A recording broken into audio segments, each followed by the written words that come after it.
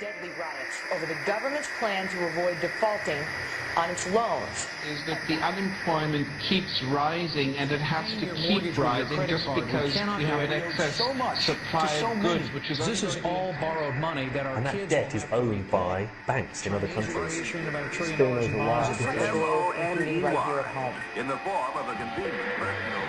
A filter cigarette that delivers the taste, and I 45 malt liquor. Are you hot?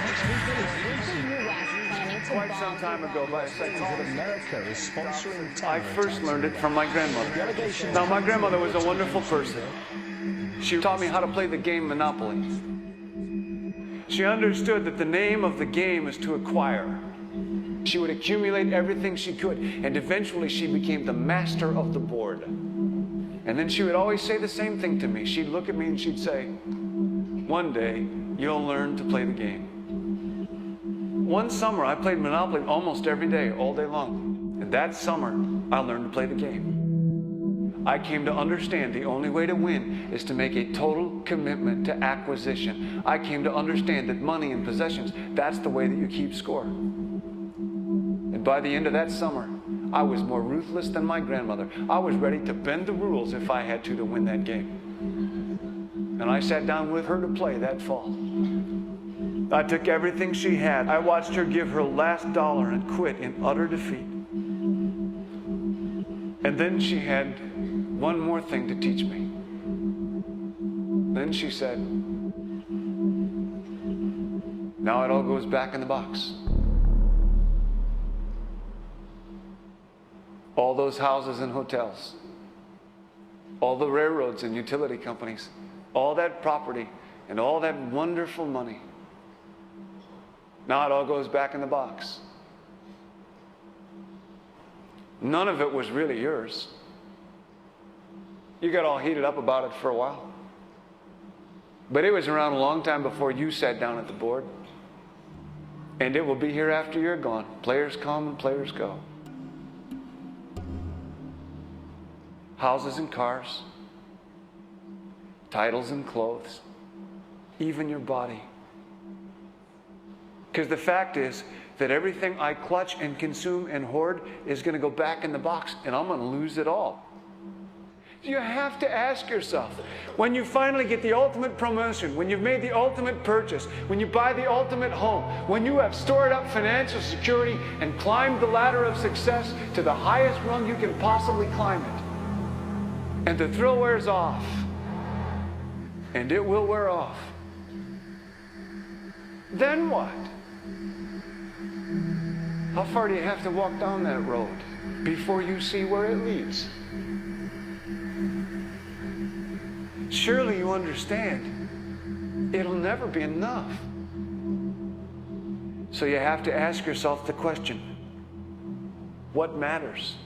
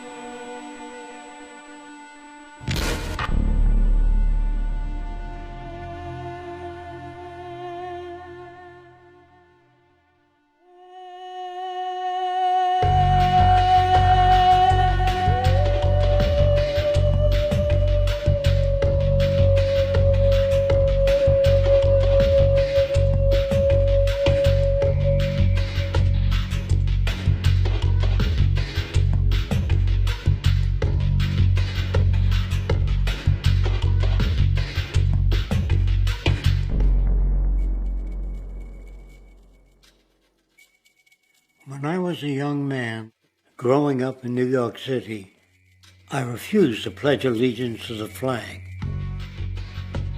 Of course, I was sent to the principal's office, and he asked me, "Why don't you want to pledge allegiance? Everybody does." I said, "Everybody once believed the earth was flat, but that doesn't make it so." I explained that America owed everything it has to other cultures and other nations, and that I would rather pledge allegiance to the earth and everyone on it. Needless to say, it wasn't long before I left school entirely, and I set up a lab in my bedroom. There I began to learn about science and nature. I realized then that the universe is governed by laws, and that the human being, along with society itself, was not exempt from these laws. Then came the crash of 1929, which began what we now call the Great Depression. I found it difficult to understand why millions were out of work, homeless, starving, while all the factories were sitting there. The resources were unchanged. It was then that I realized that the rules of the economic game were inherently invalid. Shortly after came World War II, where various nations took turns systematically destroying each other. I later calculated that all the destruction and wasted resources spent on that war could have easily provided for every human need on the planet. Since that time, I have watched humanity set the stage for its own extinction. I have watched as the precious finite resources are perpetually wasted and destroyed in the name of profit and free markets. I have watched the social values of society be reduced into a base artificiality of materialism and mindless consumption. And I have watched as the monetary powers control the political structure of supposedly free societies. I'm 94 years old now, and I'm afraid my disposition is the same as it was 75 years ago. This shit's got to go.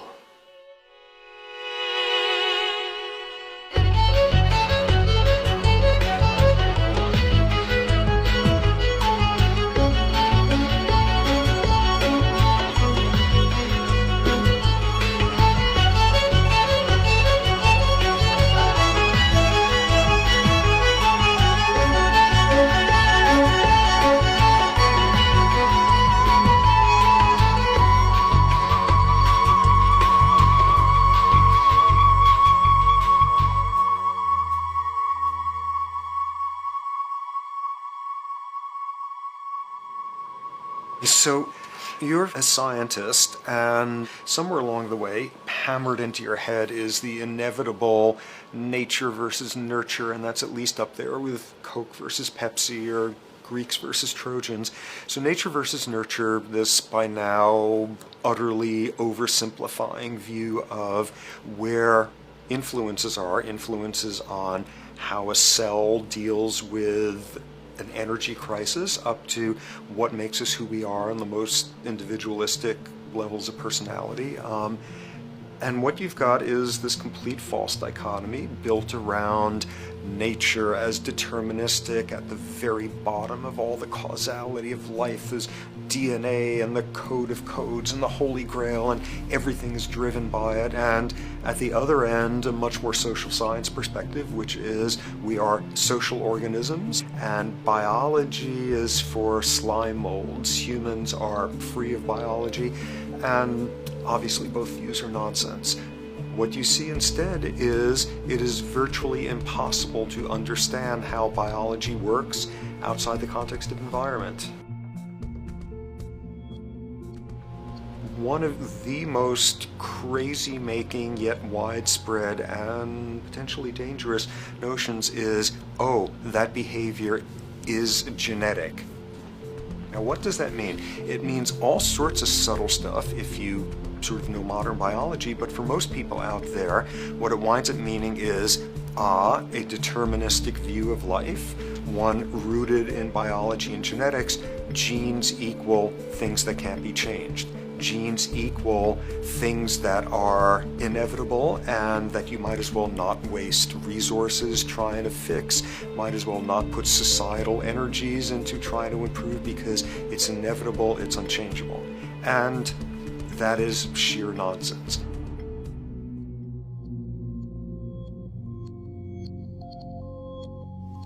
It is widely thought that conditions like ADHD are genetically programmed, conditions like schizophrenia are genetically programmed. The truth is the opposite. Nothing is genetically programmed. They're very rare diseases. I mean, a small handful, extremely sparsely represented in the population, that are truly genetically determined. Most complex conditions might have a predisposition that is a genetic component, but a predisposition is not the same as a predetermination. The whole search for the source of diseases in the genome was doomed to failure before anybody even thought of it, because most diseases are not genetically predetermined. Heart disease, cancer, strokes, rheumatoid conditions, autoimmune conditions in general, mental health conditions, addictions, these are none of them genetically determined. Breast cancer, for example, out of 100 women with breast cancer, only 7 will carry the breast cancer genes. 93 do not. And out of 100 women who do have the genes, not all of them will get cancer.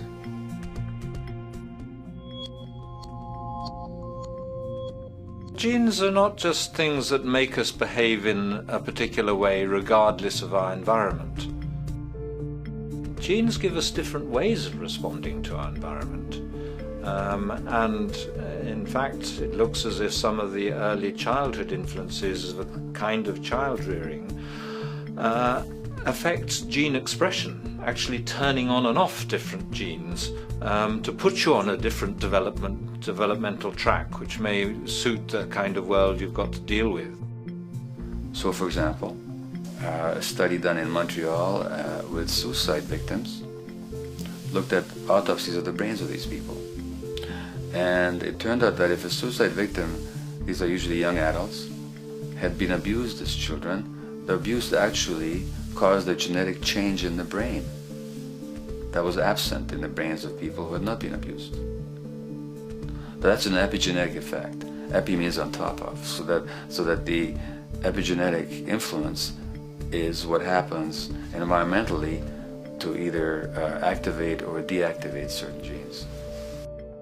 In New Zealand, there's a study that was done in a town called Dunedin, in which a few thousand individuals were studied from birth up to into their 20s. What they found was that they could identify a genetic mutation, an abnormal gene, which did have some relation to the predisposition to commit violence, but only if the individual had also been subjected to severe child abuse.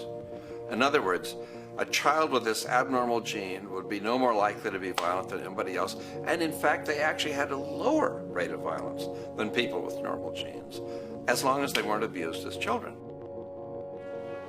Great additional example of the ways in which genes are not be-all, end-all. Fancy technique where you can take a specific gene out of a mouse, that mouse and its descendants will not have that gene, you have knocked out that gene.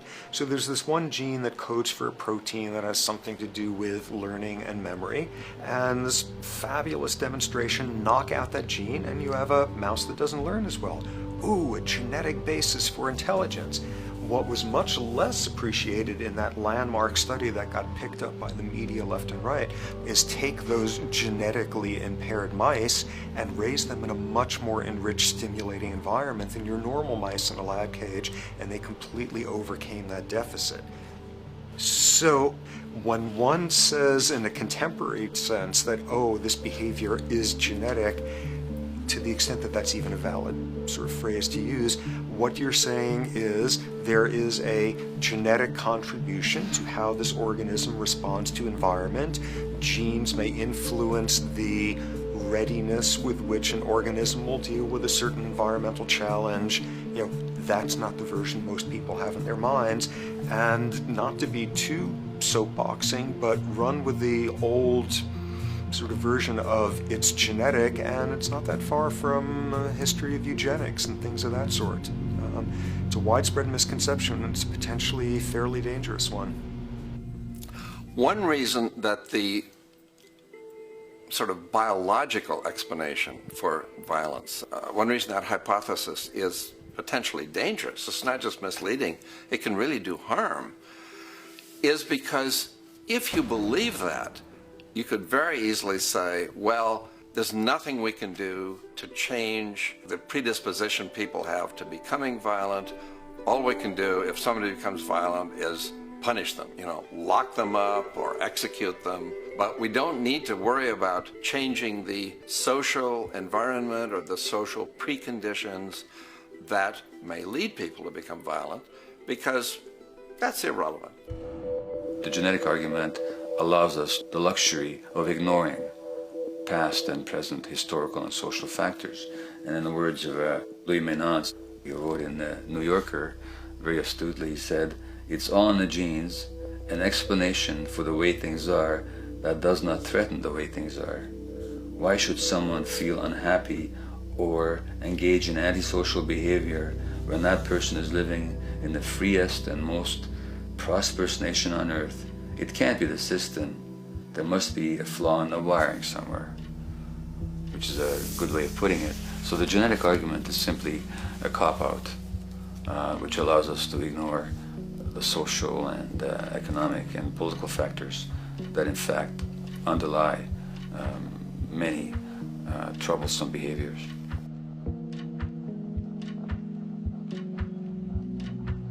Addictions are usually considered to be a drug-related issue, but looking at it more broadly, I define addiction as any behavior that is associated with craving, with temporary relief, and with long-term negative consequences, along with an impairment of control over it, so that the person wishes to give it up or promises to do so, but can't follow through. And when you understand that, then you can see that there are many more addictions than simply those related to drugs. There's workaholism, there's addiction to shopping, to the internet, to video games. There's the addiction to power. People have power, but they want more and more and more. Nothing's ever enough for them. Acquisition, corporations that must own more and more. The addiction to oil, or at least to the wealth and to the products made accessible to us by oil. Look at the negative consequences on the environment. We're destroying the very earth that we inhabit for the sake of that addiction. Now, these addictions are far more devastating in their social consequences than the cocaine or heroin habits of my downtown East Side patients. Yet they're rewarded and considered to be respectable. The tobacco company executive that shows a higher profit will get a much bigger reward. He doesn't face any negative consequences legally or otherwise. In fact, he's a respected member of the board of several other corporations. But tobacco smoke-related diseases kill 5.5 million people around the world every year. In the United States, they kill 400,000 people a year. And these people are addicted to what? To profit. To such a degree are they addicted that they're actually in denial about the impact of their activities, which is typical for addicts, is denial. And that's a respectable one. It's respectable to be addicted to profit no matter what the cost. So what is acceptable and what is respectable is a highly arbitrary phenomenon in our society. And it seems like the greater the harm, the more respectable the addiction.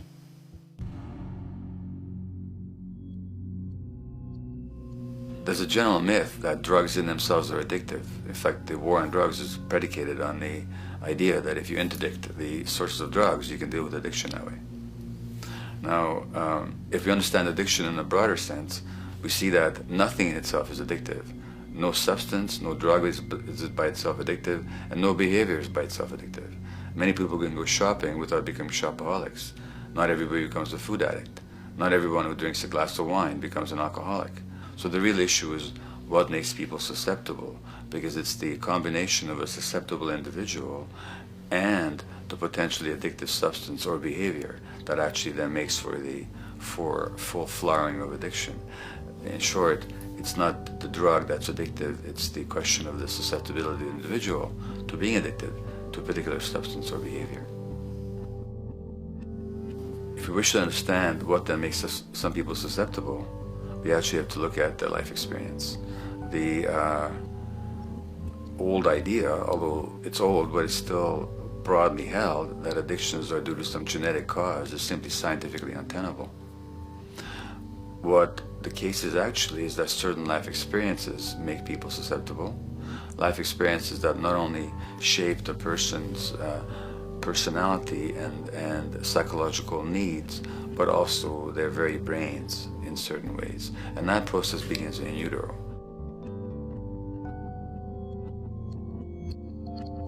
It's been shown, for example, that if you stress mothers during pregnancy, their children are more likely to have traits that predispose them to addictions. And that's because development is shaped by the psychological and social environment. So the biology of human beings is very much affected by and programmed by their life experiences beginning in utero. Environment does not begin at birth. Environment begins as soon as you have an environment. As soon as you are a fetus, you are subject to whatever information is coming through mom's circulations, hormones, levels of nutrients. Great landmark example of this, something called the Dutch hunger winter. 1944, Nazis occupying Holland. For a bunch of reasons, they decide to take all the food and divert it to Germany. For 3 months, everybody there is starving. Tens of thousands of people starve to death. What the Dutch hunger winter effect is, if you were a second or third trimester fetus during the starvation, your body learned something very unique during that time. As it turns out, second, third trimester, something that your body is going about trying to learn about the environment is, well, how menacing of a place is it out there? How plentiful? How much nutrients am I getting by way of mom's circulation? Be a fetus who is starving during that time, and your body programs forever after to be really, really, really stingy with your sugar and fat, and what you do is you store every bit of it. Be a Dutch hunger winter fetus, and half a century later, everything else being equal, you are more likely to have high blood pressure, obesity, or metabolic syndrome. That is environment coming in a very unexpected place. You can stress animals in a laboratory when they're pregnant, and their offspring will be more likely to use cocaine and alcohol as adults. You can stress human mothers. For example, in a British study, women who are abused in pregnancy will have higher levels of the stress hormone cortisol in their placenta at birth, and their children are more likely to have conditions that predispose them to addictions by age 7 or 8. So in utero stress already prepares the ground for all kinds of mental health issues. Israeli study done prior on children born to mothers who were pregnant prior to the onset of the 1967 war. These women, of course, are very stressed, and their offspring have a higher incidence of schizophrenia than the average cohort. So there's plenty of evidence now that prenatal effects have a huge impact on the developing human being.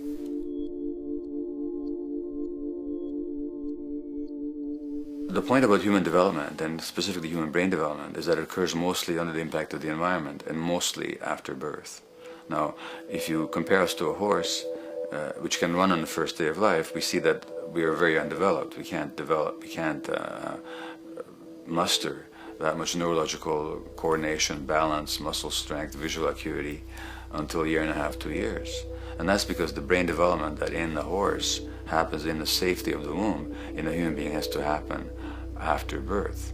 And that has to do with simple evolutionary logic. As the head gets larger, which is what makes us into human beings, the burgeoning of the forebrain is what creates the human species, actually. At the same time, we walk on 2 legs, so our pelvis narrows to accommodate that. So now we have a narrower pelvis, a larger head. Bingo, we have to be born prematurely. And that means that the brain development that in other animals occurs in utero, in us, occurs after birth. And much of that under the impact of the environment. And the concept of neural Darwinism simply means that the circuits that get the appropriate input from the environment will develop optimally, and the ones that don't will either not develop optimally or perhaps not at all. If you take a child with perfectly good eyes at birth and you put him in a dark room for 5 years, he'll be blind thereafter for the rest of his life, because the circuits of vision require light waves for their development. And without that, even the rudimentary circuits present and active at birth will atrophy and die, and new ones will not develop. There's a significant way in which early experiences shape adult behavior, and even and especially early experiences for which there's no recall memory. It turns out that there are two kinds of memory. There is explicit memory, which is recall. This is when you can call back facts, details, episodes, circumstances.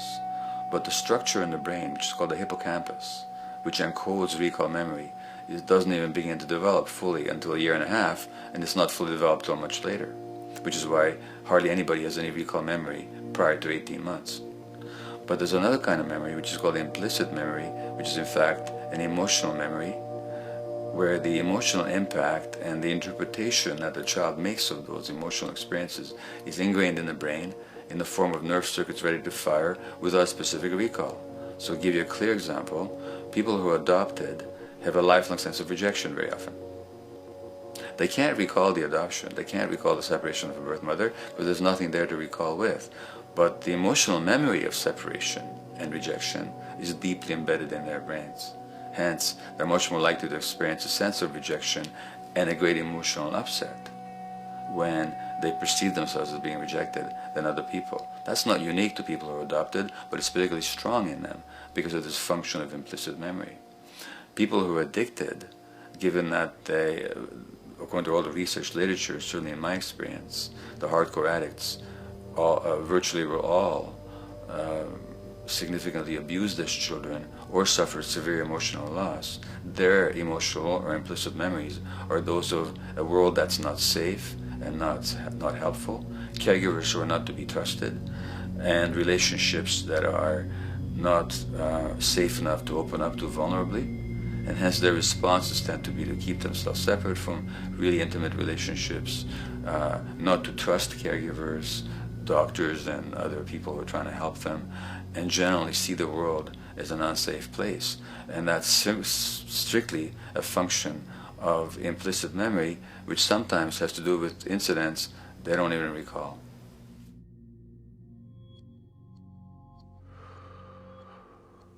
Infants who are born premature are often in incubators and various types of gadgetry and machinery for weeks and perhaps months. It's now known that if these children are touched and stroked on the back for just 10 minutes a day, that promotes their brain development. So human touch is essential for development. And in fact, infants who are never picked up will actually die. That's how much of a fundamental need being held is to human beings.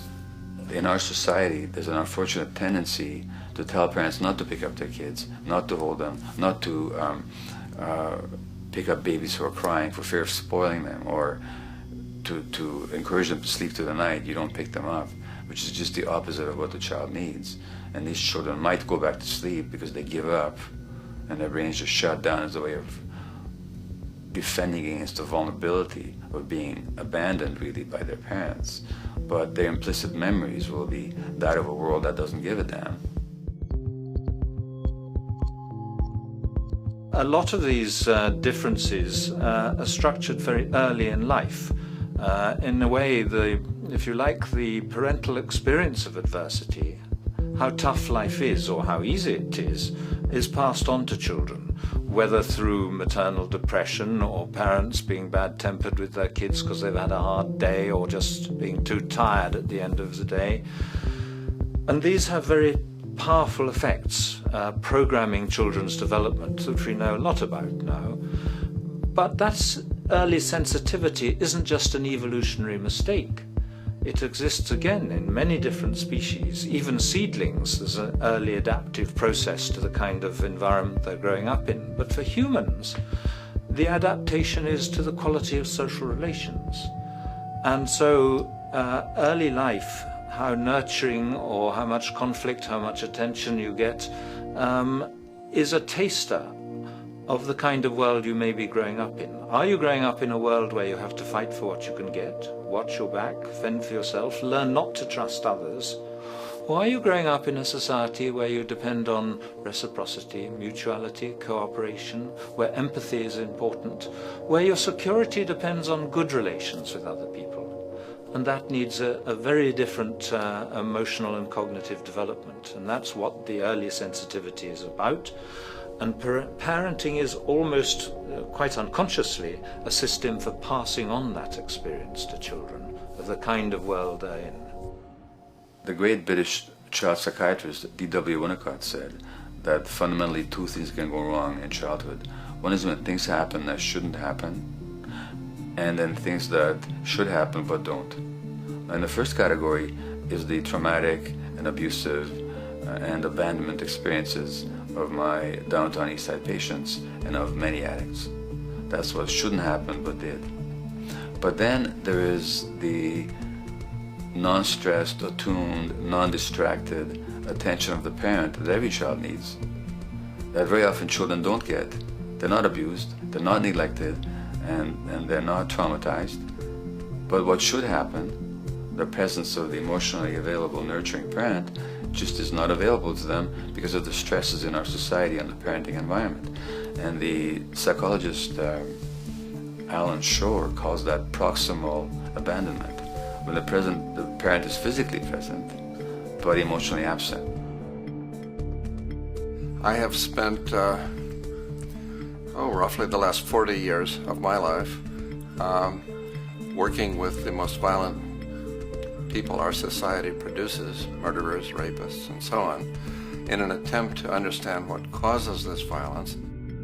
I discovered that the most violent of the criminals in our prisons had themselves been victims of a degree of child abuse that was beyond the scale of what I ever thought of applying the term child abuse to. I had no idea of the depth of the depravity with which children in our society are all too often treated. The most violent people I saw were themselves the survivors of their own attempted murder, often at the hands of their parents or other people in their social environment, or were the survivors of family members who'd been killed, their closest family members, by other people. The Buddha argued that everything depends on everything else. He says the one contains the many and the many contains the one. That you can't understand anything in isolation from its environment. The leaf contains the sun, the sky, and the earth, obviously. This has not been shown to be true, of course, all around, and specifically when it comes to human development. The modern scientific term for it is the biopsychosocial nature of human development, which says that the biology of human beings depends very much on their interaction with the social and psychological environment. And specifically, the psychiatrist and researcher Daniel Siegel at the University of California, Los Angeles, UCLA, has coined the phrase interpersonal neurobiology, which means to say that the way that our nervous system functions depends very much on our personal relationships. In the first place with the parenting caregivers, and in the second place with other important attachment figures in our lives, and in the third place with our entire culture. So that you can't separate the neurological functioning of a human being from the environment in which he or she grew up in and continues to exist in. And this is true throughout the life cycle. It's particularly true when you're dependent and helpless and your brain is developing, but it's true even in adults and even at the end of life. Human beings have lived in almost every kind of society, from the most egalitarian, hunting and gathering societies seem to have been very egalitarian, for instance, based on food sharing, gift exchange. Small bands of people living predominantly off of foraging, but a little bit of hunting. Predominantly among people you have at the least known your entire life, if not surrounded by third cousins or closer, in a world in which there is a great deal of fluidity between different groups, in a world in which there is not a whole lot in terms of material culture. This is how humans have spent most of their hominid history. And no surprise, that makes for a very different world. One of the things you get as a result of that is far less violence. Organized group violence is not something that occurred at that time. of human history, and that seems quite clear. So where did we go wrong? Violence is not universal. It's not symmetrically distributed throughout the human race. There is a huge variation in the amount of violence in different societies. There are some societies that have virtually no violence. There are others that destroy themselves. Some of the Anabaptist religious groups that are complete, strict pacifists, like the Amish, the Mennonites, the Hutterites. Among some of these groups, the Hutterites, there are no recorded cases of homicide. During our major wars, like World War II, where people were being drafted, they would refuse to serve in the military. They would go to prison rather than serve in the military.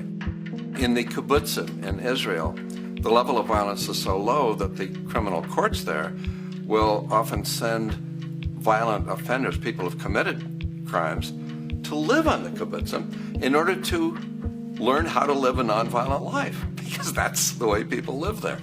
So we are amply shaped by society. Our societies in the broader sense, including our theological, our metaphysical, our linguistic influences, etc., our societies help shape us as to whether or not we think life is basically about sin or about beauty, whether the afterlife will carry a price for how we live our lives or if it's irrelevant. In a broad sort of way, different large societies could be termed as individualistic or collectivist, and you get very different people and different mindsets, and I suspect different brains coming along with that. We in America are in one of the most individualistic of societies, and capitalism being a system that allows you to go higher and higher up a potential pyramid, and the deal is it comes with fewer and fewer safety nets.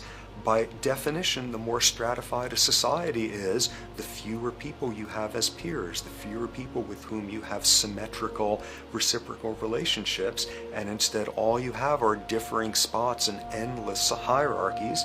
And a world in which you have few reciprocal partners is a world with a lot less altruism.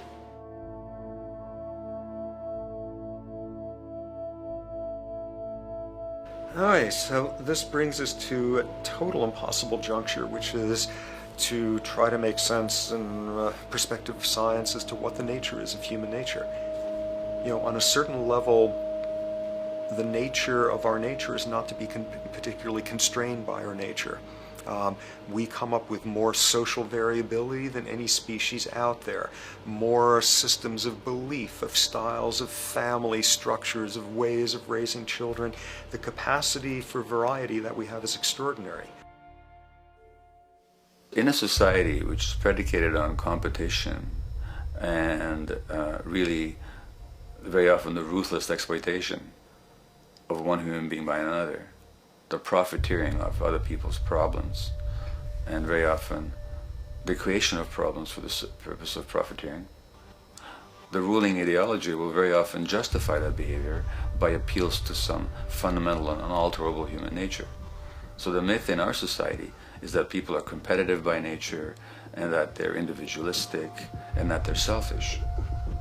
The real reality is quite the opposite. We have certain human needs. The only way that you can talk about human nature concretely is by recognizing that there's certain human needs. We have a human need for companionship and for close contact, to be loved, to be attached to be accepted, to be seen, to be received for who we are. If those needs are met, we develop into people who are compassionate and cooperative and who have empathy for other people. So the opposite that we often see in our society is in fact the distortion of human nature, precisely because so few people have their needs met. So yes, you can talk about a human nature, but only in a sense of basic human needs that are instinctively evoked, or I should say certain human needs that lead to certain traits if they are met, and a different set of traits if they're denied. So, when we recognize the fact that the human organism, which has a great deal of adaptive flexibility, allowing us to survive in many different conditions, is also rigidly programmed for certain environmental requirements or human needs, a social imperative begins to emerge. Just as our bodies require physical nutrients, the human brain demands positive forms of environmental stimulus at all stages of development, while also needing to be protected from other negative forms of stimulus. And if things that should happen do not, or if things that shouldn't happen do, it is now apparent that the door can be opened for not only a cascade of mental and physical diseases, but many detrimental human behaviors as well. So as we turn our perspective now outward and take account for the state of affairs today, we must ask the question, is the condition we have created in the modern world actually supporting our health? Is the bedrock of our socioeconomic system acting as a positive force for human and social development and progress? Or is the foundational gravitation of our society actually going against the core evolutionary requirements needed to create and maintain our personal and social well-being?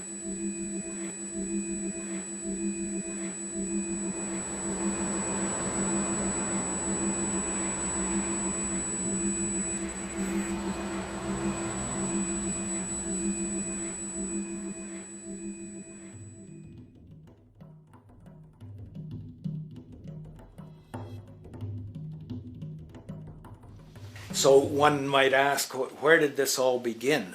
What we have today, really a world in a state of cumulative collapse. You get it started with John Locke. And John Locke introduces property, and he has three provisos for just private right and property. And the three provisos are that there must be enough left over for others, and that you must not let it spoil, and that you, most of all, must mix your labor with it. It seems justified. You mix your labor with the world, then you're entitled to the product, and as long as there's enough left over for others, and as long as it doesn't spoil, you don't allow anything to go to waste, that's okay. Well, he spends a long time of his famous treatise of government, and it's since been the canonical text for economic and political and legal understanding. Is still a classic text that's studied.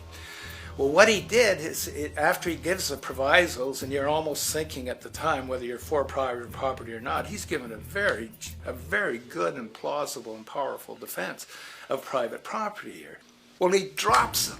He drops them like that, right in one sentence. He says, well, once the introduction of money came in by men's tacit consent, then it became, and he doesn't say all the provisos are canceled, erased, but that's what happens. So now we have not product and your property earned by your own labor. Oh no, money buys labor now. There's no longer a consideration of whether there's enough left over for others. There's no longer a consideration of whether it spoils, because he says, well, money's like silver and gold can't spoil, therefore monies can't be responsible for waste, which is ridiculous. We're not talking about money and silver, we're talking about what its effects are. It's one non sequitur after another. Just the most startling logical legerdemain that he gets away with here. But it fits the interests of capital owners. Then Adam Smith comes along, and what he adds is the religion to this. Locke started with God made it all this way. This is God's right. And now we get also with Smith coming along and says it's not only God's, I mean, he's not saying this, but this is what's happening philosophically in principle. He's saying it's not only a question of private property. That's all now presupposed, is given. And that there's money investors that buy labor, given. That there's no limit to how much they can buy of other men's labor, how much they can accumulate, how much inequality, that's all given now. And so he comes along, and what his big idea is, and again, it's just introduced in parentheses, en passant. You know, when people put out the goods for sale and others, you know, the supply, and other people buy them with the demand and so forth, how do we have supply equaling demand or demand equaling supply? How can they come into equilibrium? And that is one of the central notions of economics, is how do they come into equilibrium? And he says it's the invisible hand of the market. that brings them into equilibrium. So now we have God is actually immanent. He just didn't give the rights to property and how, all its wherewithal and its natural rights of doing all that Locke said. Now we have the system itself as God. In fact, Smith says, when he talks, and you'll never find this quote again, you have to read the whole of the Inquiry into the Wealth of Nations. He says, the scantiness of subsistence sets limits to the reproduction of the poor, and that nature can deal with this in no other way than elimination of their children. So he anticipated evolutionary theory in the worst sense. This is well before Darwin. And so he called them the race of laborers. So you can see there was inherent racism built in here. There was an inherent acceptance, life blindness to kill innumerable children. And he thought, well, that's the invisible hand making supply meet demand and demand meet supply. So see how wise God is. So you can see a lot of the really virulent, life-destructive, eco-genocidal things that are going on now have, in a way, a thought gene back in Smith too. When we reflect on the original concept of the so-called free market capitalist system, as initiated by early economic philosophers such as Adam Smith, we see that the original intent of a market was based around real, tangible, life-supporting goods for trade. Adam Smith never fathomed that the most profitable economic sector on the planet would eventually be in the arena of financial trading or so-called investment, where money itself is simply gained by the movement of other money in an arbitrary game which holds zero productive merit to society. Yet, regardless of Smith's intent, the door for such seemingly anomalous advents was left wide open by one fundamental tenet of this theory. Money is treated as a commodity in and of itself. Today, in every economy of the world, regardless of the social system they claim, money is pursued for the sake of money and nothing else. The underlying idea, which was mysteriously qualified by Adam Smith with his religious declaration of the invisible hand, is that the narrow, self-interested pursuit of this fictional commodity will somehow magically manifest human and social well-being and progress. The reality is that the monetary incentive interest, or what some have termed the money sequence of value, has now completely decoupled from the foundational life interest, which could be termed the life sequence of value. What has happened is that there's a complete confusion in economic doctrine between those two sequences. They think that the money sequence of value delivers the life sequence of value, and that's why they say if more goods are sold, if GDPs rise and so forth, therefore there'll be more well-being, enhanced well-being. We take the GDP to be basically our indicator of social health. Well, there you see the confusion. It's talking about money sequences of value, that is all the receipts, all the revenues that are derived from selling goods, and they're confusing that with life reproduction, so that you have built right into this thing from the beginning is a complete conflation of the money and life sequences of value. So we're dealing with a kind of structured delusion that becomes more and more deadly as the money sequence decouples from producing anything at all. So it's a system disorder, and the system disorder seems to be fatal.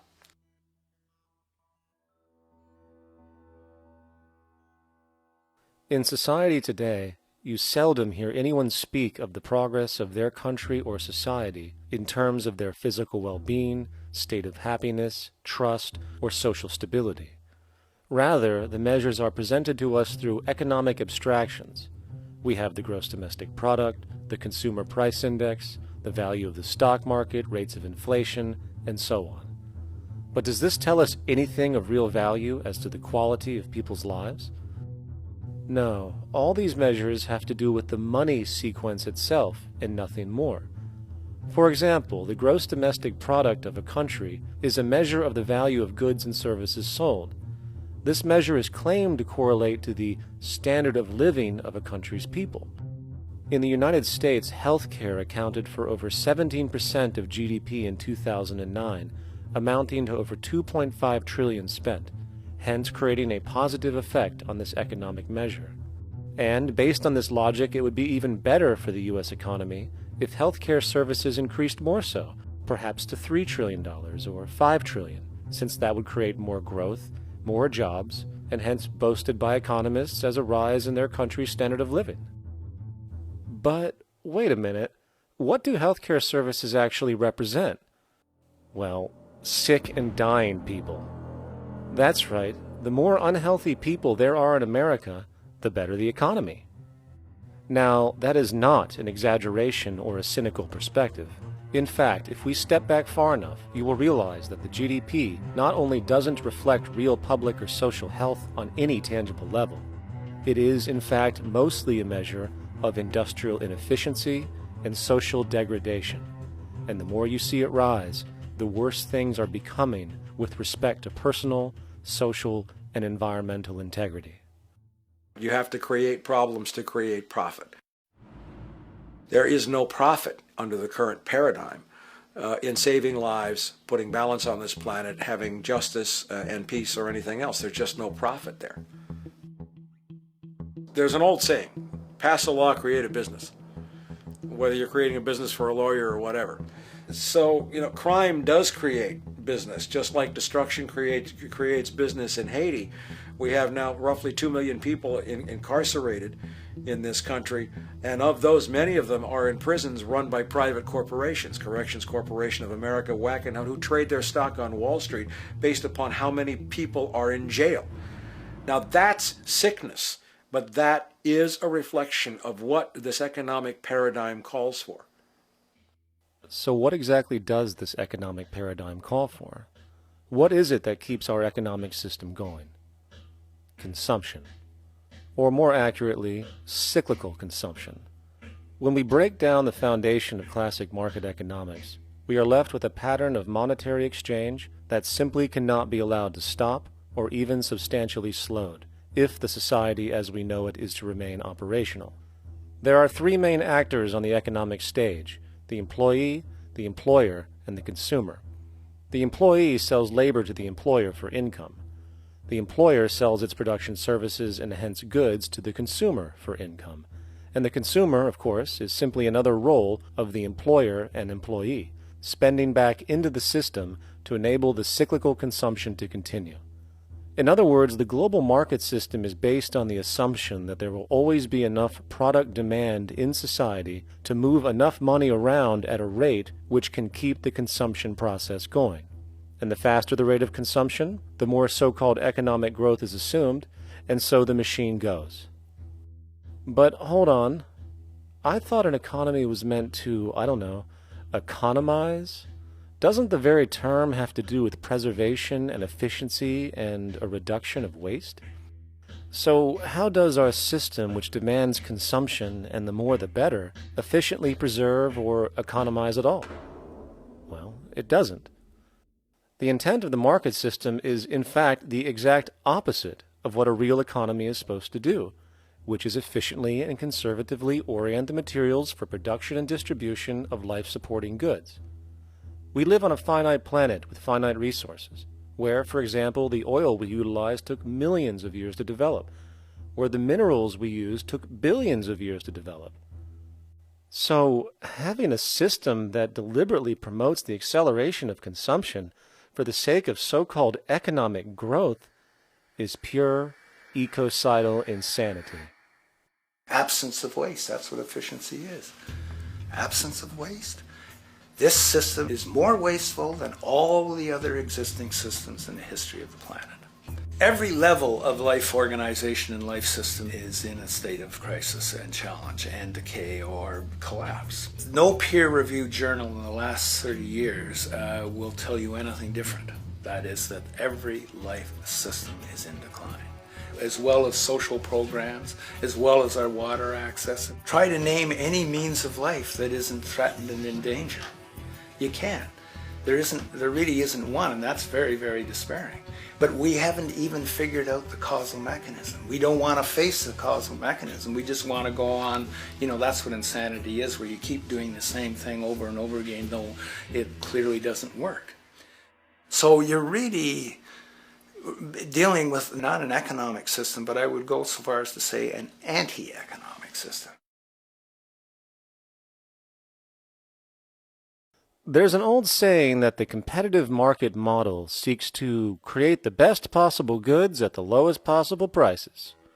This statement is essentially the incentive concept, which justifies market competition based on the assumption that the result is the production of higher quality goods.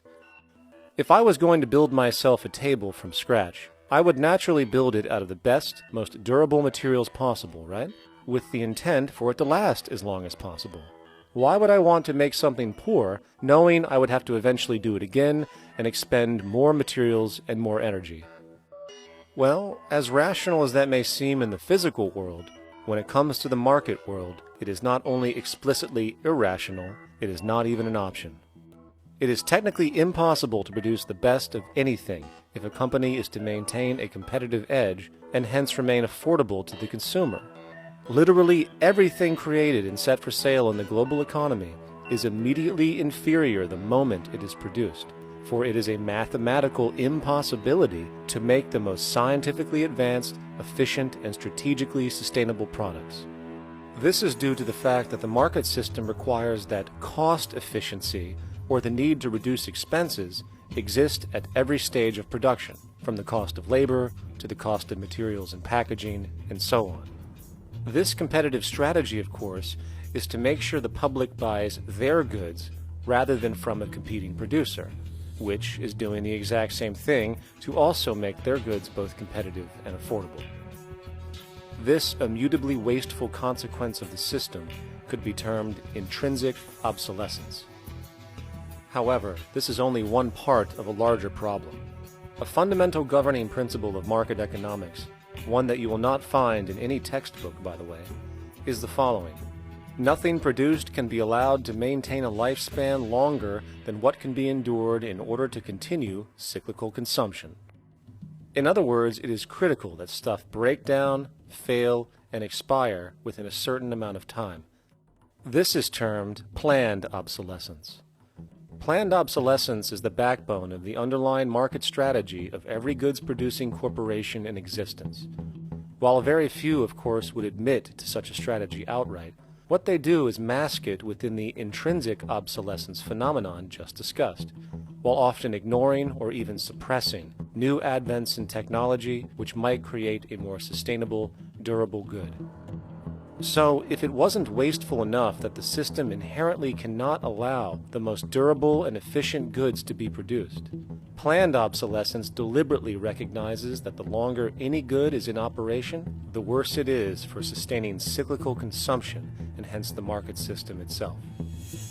In other words, product sustainability is actually inverse to economic growth, and hence there is a direct, reinforced incentive to make sure lifespans are short of any given good produced. And in fact, the system cannot operate any other way. One glance at the sea of landfills now spreading across the world show the obsolescence reality. There are now billions of cheaply made cell phones, computers, and other technology, each full of precious, difficult-to-mine materials such as gold, coltan, copper, now rotting in vast piles, usually due to the mere malfunction or obsolescence of small parts, which, in a conservative society, could likely be fixed or updated, and the life of the good extended.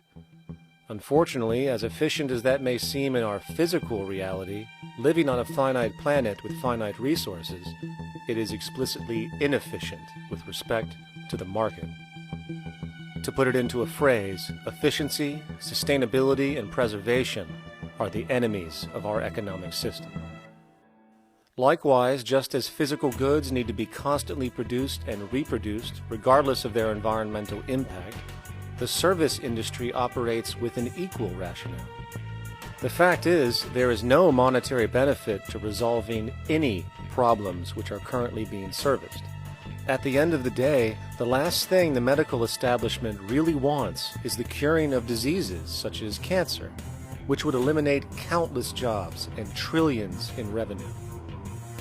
And since we're on the subject, crime and terrorism in this system are good.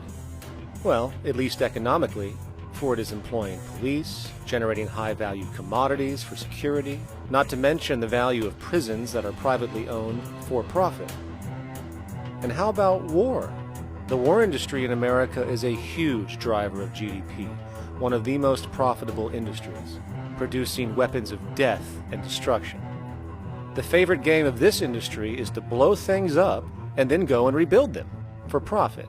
We saw this with the windfall billion-dollar contracts made from the Iraq War. The bottom line is that socially negative attributes of society have become positively rewarded ventures for industry, and any interest in problem resolution or environmental sustainability and conservation is intrinsically counter to economic sustainability.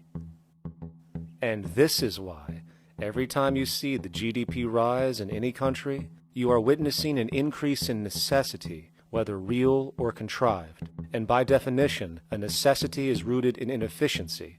Hence, increased necessity means increased inefficiency.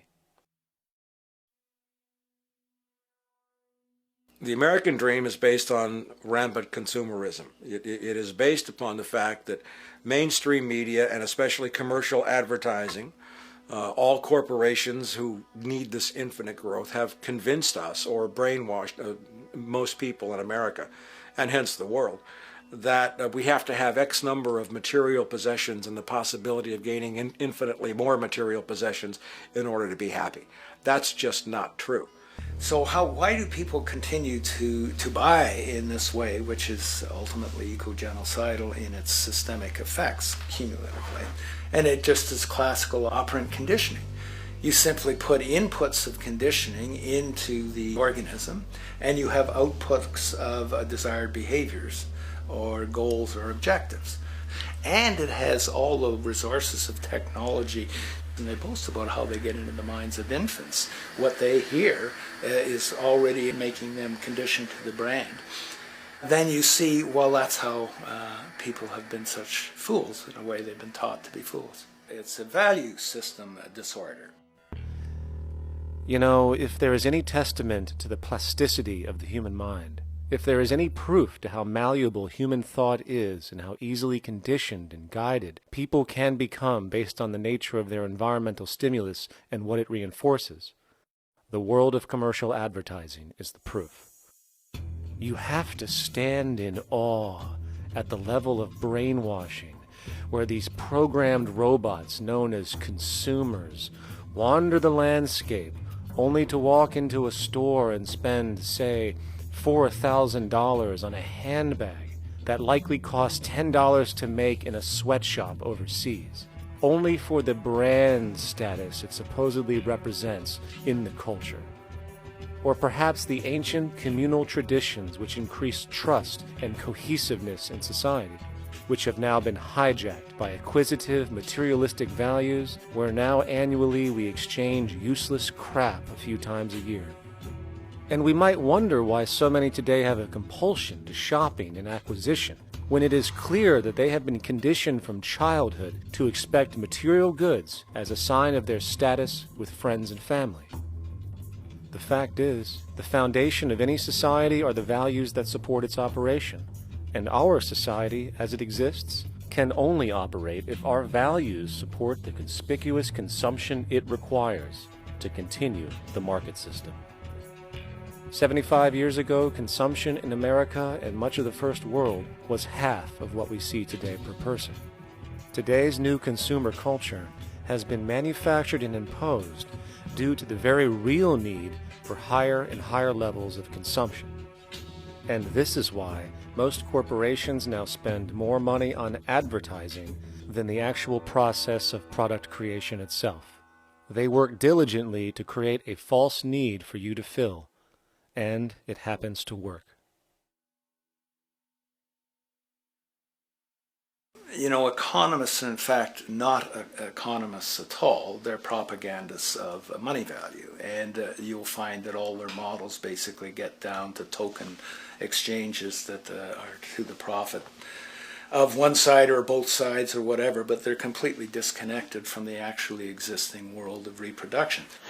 In Ohio, an old man failed to pay his electric bill. You may be familiar with the case. And the electric company turned off the electricity and he died. The reason they turned it off was because it wouldn't have been profitable for them to keep it on because he didn't pay his bill. Do you believe that was right? The responsibility really lies not on the electric company for turning it off, but on those of this man's neighbors and friends and associates who are not charitable enough to enable him as an individual to meet the electric bill. Did I hear that right? Did he just say the death of a man caused by not having money was the responsibility of other people, or in effect charity? Well then, I guess we're going to need a whole lot of infomercials, little miserable coin slot donations for bodega counters, and a bunch of pickle jars for the billion people now starving to death on this planet because of the very system Milton Friedman promotes. Whether you are dealing with the philosophies of Milton Friedman, F.A. Hayek, John Maynard Keynes, Ludwig von Mises, or any other major market economist, the basis of rationale rarely leaves the money sequence. It is like a religion. Consumption analysis, stabilization policies, deficit spending, aggregate demand. It exists as a never-ending, self-referring, self-rationalizing circle of discourse where universal human need, natural resources, or any form of physical life-supporting efficiency is ruled out by default and replaced by the singular notion that humans seeking advantage over each other for money alone, motivated by their own narrow self-interest, will magically create a sustainable, healthy, balanced society. There is no life coordinate in this whole theory, this whole doctrine. What are they doing? What are they doing? What they're doing is tracking money sequences. That's all it is tracking money sequences, presupposing everything that matters. One, that there's no life coordinates. Wow, no life coordinates. Two, that all the agents are self-maximizing preference seekers. That is, they think of nothing other than themselves and what they can get most for themselves. That's the notion, that's the ruling notion of rationality. Self-maximizing choice. And the only thing that they're interested in self-maximizing is money or commodities. Well, where does social relations come in? It doesn't, except in the exchange to self-maximize. Where do our natural resources come in? They don't, except to exploit. Where does the family come in as being able to survive? It doesn't. They have to have money in order to purchase any good. Well, shouldn't an economy deal somewhere with human need? Isn't that what the fundamental issue is, to satisfy human needs? Oh, need isn't even in your lexicon. You dissolve it into wants. And what is a want? That means money demand that wants to buy. Well, if it's money demand that wants to buy, it's got nothing to do with need, because it may be the person has no money demand and desperately needs, say, water supply. Or it may be money demand wants a gold toilet seat. Well, where does it all go? To the gold toilet seat. And you call this economics? Like, it's really, when one thinks of it, it's got to be the most bizarre delusion in the history of human thought. Now, so far we have focused on the market system, but this system is actually only one half of the global economic paradigm. The other half is the monetary system. While the market system deals with the interaction of people gaming for profit across the spectrum of labor, production, and distribution, the monetary system is an underlying set of policies set by financial institutions which create conditions for the market system, among other things. It includes terms we often hear, such as interest rates, loans, debt, the money supply, inflation, etc. And while you might want to pull your hair out listening to the gibberish coming from the monetary economists, modest preemptive actions can obviate the need of more drastic actions at a later date. The nature and effect of this system is actually quite simple. Our economy has, or the global economy, has three basic things that govern it. One is fractional reserve banking, banks printing money out of nothing. It's also based upon compound interest. When you borrow money, you have to pay back more than you borrowed, which means that you, in effect, create money out of thin air, again, which has to be serviced by creating still more money. We live in an infinite growth paradigm. The economic paradigm we live in now is a Ponzi scheme. Nothing grows forever. It's not possible. As a great psychologist James Hillman wrote, the only thing that grows in a human body after a certain age is cancer. It's not just the amount of money that has to keep growing, it's the amount of consumers. Consumers to borrow money at interest to generate more money, and obviously that's not possible on a finite planet. People are basically vehicles to just create money, which must create more money to keep the whole thing from falling apart, which is what's happening right now. There are really only two things anyone needs to know about the monetary system. 1. All money is created out of debt. Money is monetized debt, whether it materialized from treasury bonds, home loan contracts, or credit cards. In other words, if all outstanding debt was to be repaid right now, there would not be $1 in circulation. And 2, interest is charged on virtually all loans made, and the money needed to pay back this interest does not exist in the money supply outright. Only the principal is created by the loans, and the principal is the money supply. So, if all this debt was to be repaid right now, not only would there not be $1 left in circulation, there would also be a gigantic amount of money owed that is literally impossible to pay back, for it does not exist. The consequence of all of this is that two things are inevitable: inflation and bankruptcy.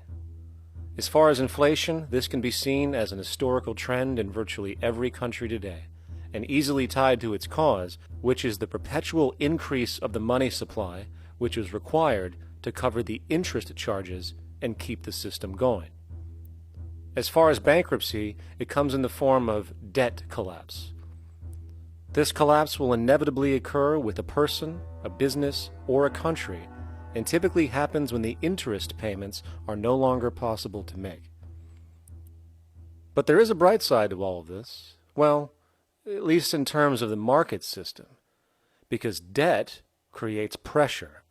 Debt creates wage slaves. A person in debt is much more likely to take a low wage than a person who isn't, hence becoming a cheap commodity. So it's great for the corporations to have a pool of people that have no financial mobility. But hey, that same train of thought also goes for entire countries. The World Bank and the International Monetary Fund, which mostly serve as proxies for transnational corporate interests, give gigantic loans to troubled countries at very high interest rates, and then, once the countries are deeply in the hole and can't pay, austerity measures are applied, the corporations swoop in, set up sweatshops, and take their natural resources. Now that's market efficiency. But wait, there's more. You see, there's this unique hybrid of the monetary and market system called the stock market, which rather than, actually produce anything real, they just buy and sell money itself. And when it comes to debt, you know what they do? That's right, they trade it. They actually buy and sell debt for profit, from credit default swaps and collateralized debt obligations for consumer debt, to complex derivative schemes used to mask the debt of entire countries, such as the collusion of investment bank Goldman Sachs in Greece, which nearly collapsed the entire European economy. So when it comes to the stock market and Wall Street, we have an entirely new level of insanity born out of the money sequence of value. All you need to know about markets was written in an editorial in the Wall Street Journal a couple years ago. It was called Lessons of the Brain-Damaged Investor. And in this editorial, they explain why people with slight brain damage do better as investors than people with normal brain functionality. Why? Because the slightly brain-damaged person has no empathy.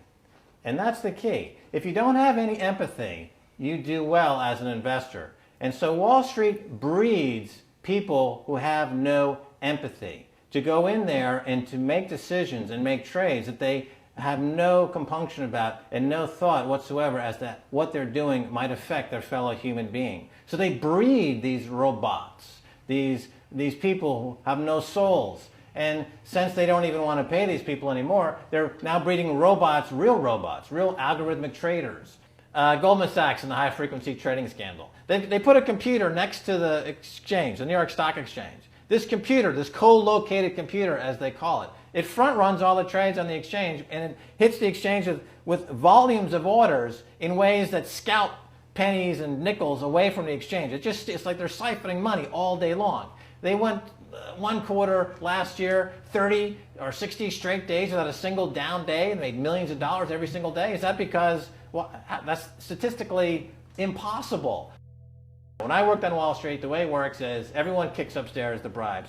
The brokers bribe to the office manager bribes to the regional sales manager bribes to the national sales manager. It's a common understanding. At Christmas, who gets the biggest bonus at Christmas in an average brokerage office? The compliance officer. The compliance officer sits there all day long. He's supposed to be making sure you don't violate any of the margin rules and you're complying with the law. Of course, yeah, to the extent that you can bribe the compliance officer, yeah, that's right, you are complying with the law. So how does fraud has become the system? It's no longer a byproduct. It is the system. You know, it's like that old Woody Allen joke. He says, "Doctor, my brother thinks he's a chicken." And the doctor says, "Take a pill, and that should cure the problem." And he says, "No, doctor, you don't understand. We need the eggs." Okay? So the trading of fraudulent claims back and forth between banks to generate fees, to generate bonuses, has become the GDP producing growth engine of the United States economy. Even though they're essentially trading fraudulent claims that there's absolutely no hope of ever paying back. They're processing and generating and resecuritizing nothing. If I write $20 billion on a cocktail napkin and I sell it to JP Morgan while JP Morgan writes $20 billion on a cocktail napkin, and we swap those two cocktail napkins at a bar, and we each pay ourselves 1/4% in a fee, we make a lot of money for our Christmas bonus. We each have on our books a $20 billion cocktail napkin, which has no real value until such time as the system is no longer able to absorb bogus cocktail napkins, in which case we go to the government to get bailed out. And because of Wall Street and the global stock market, there are now conservatively about $700 trillion of outstanding fraudulent claims known as derivatives, still waiting to collapse, a value amounting to over 10 times the gross domestic product of the entire planet. And while we have seen the bailouts of corporations and banks by governments, which of course comedically borrowed their money from banks to begin with, we are now seeing attempts to bail out whole countries by conglomerates of other countries through the international banks. But how do you bail out a planet? There is no country out there that isn't now saturated in debt. The cascade of sovereign debt defaults we have seen can only be the beginning when the math is taken into account. It has been estimated in the United States alone that income tax would need to be raised to 65% per person just to cover the interest in the near future. Economists are now foreshadowing that within a few decades, 60% of the countries on the planet will be bankrupt. But hold on, let me get this straight. The world is going bankrupt, whatever the hell that means, because of this idea called debt, which doesn't even exist in the physical reality. It's only part of a game that we've invented. And yet the well-being of billions of people is now being compromised. Extreme layoffs, tent cities, accelerating poverty, austerity measures imposed, schools shutting down, child hunger, and other levels of familial deprivation, all because of this elaborate fiction. What are we, fucking stupid? Hey, Mars, my man. Help a brother out, huh? Grow up, kid.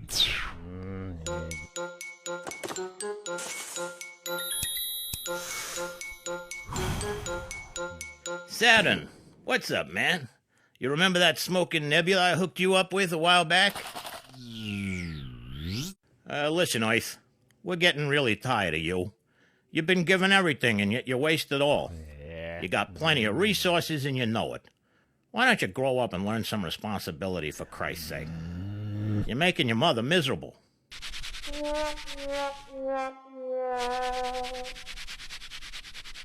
You're on your own, pal. Yeah, whatever.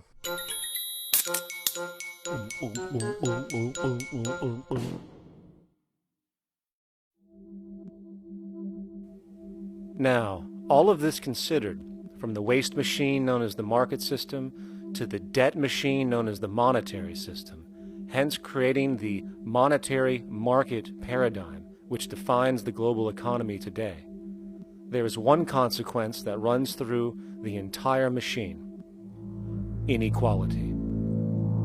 Whether it is the market system which creates a natural gravitation towards monopoly and power consolidation, while also generating pockets of wealthy industries that tower over others regardless of utility, such as the fact that top hedge fund managers on Wall Street now take home over $300 million a year for contributing literally nothing, while a scientist looking for a cure for a disease trying to help humanity might make $60,000 a year if they're lucky. Or whether it is the monetary system, which has class division built right into its structure. For example, if I have $1 million to spare and I put it into a CD at 4% interest, I will make $40,000 a year. No social contribution, no nothing. However, if I'm a lower class person and have to take loans to buy my car or home, I am paying in interest, which, in abstraction, is going to pay that millionaire with the 4% CD. This stealing from the poor to pay the rich is a foundational, built-in aspect of the monetary system, and it could be labeled structural classism. Of course, historically, social stratification has always been deemed unfair, but obviously accepted overall as now 1% of the population owns 40% of the planet's wealth. But, material fairness aside, there is something else going on underneath the surface of inequality, causing an incredible deterioration in public health as a whole. Well, I think people are often puzzled by the contrast between the material success of our societies, unprecedented levels of wealth, and the many social failings. I mean, you know, if you look at the rates of drug abuse or violence or self-harm amongst kids or mental illness, there's clearly something going deeply wrong with our societies. What the data that I've been describing does is simply shows that intuition that people have had for hundreds of years, that inequality is divisive and socially corrosive, that intuition is truer than I think we ever imagined. There are very powerful psychological and social effects of inequality, more to do, I suppose, with feelings of superiority and inferiority, that kind of division, and maybe going with the sort of respect, disrespect, people feeling looked down on at the bottom, which, by the way, is why violence is more common in more unequal societies. It's the trigger to violence is so often people feeling looked down on and disrespected. If there is one principle I can emphasize that is the most important principle underlying the prevention of violence, it would be equality. The single most significant factor that affects the rate of violence is the degree of equality versus the degree of inequality in that society. So what one's looking at is a sort of general social dysfunction. It's not just one or two things that go wrong as inequality increases. It seems to be everything, whether we're talking about crime or health or mental illness or whatever. One of the really disturbing findings out in public health there is never ever make the mistake of being poor or being born poor. Your health pays for it in endless sorts of ways, something known as the health socioeconomic gradient. As you move down from the highest strata in society in terms of socioeconomic status, every step down, health gets worse for umpteen different diseases. life expectancy gets worse, infant mortality rate, everything you could look at. So a huge issue has been, why is it that this gradient exists? Totally simple, obvious answer, which is if you are chronically sick, you're not going to be very productive, so health causes drive socioeconomic differences. Not that in the slightest. On the very simple level that you could look at socioeconomic status of a 10-year-old, and that's going to predict something about their health decades later. So that's the direction of causality. Next one, what's it about? Oh, it's perfectly obvious. Poor people can't afford to go to the doctor. It's healthcare access. It's got nothing to do with that, because you see these same gradients in countries with universal healthcare, socialized medicine. Okay, next simple explanation. Oh, on the average, the poorer you are, the more likely you are to smoke, to drink, to all sorts of lifestyle risk factor stuff. Yeah, those contribute, but careful studies have shown that explains maybe about a third of the variability. So what's left? And what's left is having a ton to do with the stress of poverty. So the poorer you are, starting off being, the person who's $1 income behind Bill Gates, the poorer you are in this country, on the average, the worse your health is. This tells us something really important. The health connection with poverty, it's not about being poor, it's about feeling poor. Increasingly, we recognize that chronic stress is an important influence on health, but the most important sources of stress are the quality of social relations. And if there is anything that lowers the quality of social relations, it is the socioeconomic stratification of society. What science has now shown is that regardless of material wealth, the stress of simply living in a stratified society leads to a vast spectrum of public health problems. And the greater the inequality, the worse they become. Life expectancy, longer in more equal countries. Drug abuse, less in more equal countries. Mental illness, less in more equal countries. Social capital, meaning the ability of people to trust each other, naturally greater in more equal countries. Educational scores, higher in more equal countries. Homicide rates, less in more equal countries. Crime and rates of imprisonment, less in more equal countries. It goes on and on. Infant mortality, obesity, teen birth rate, less in more equal countries.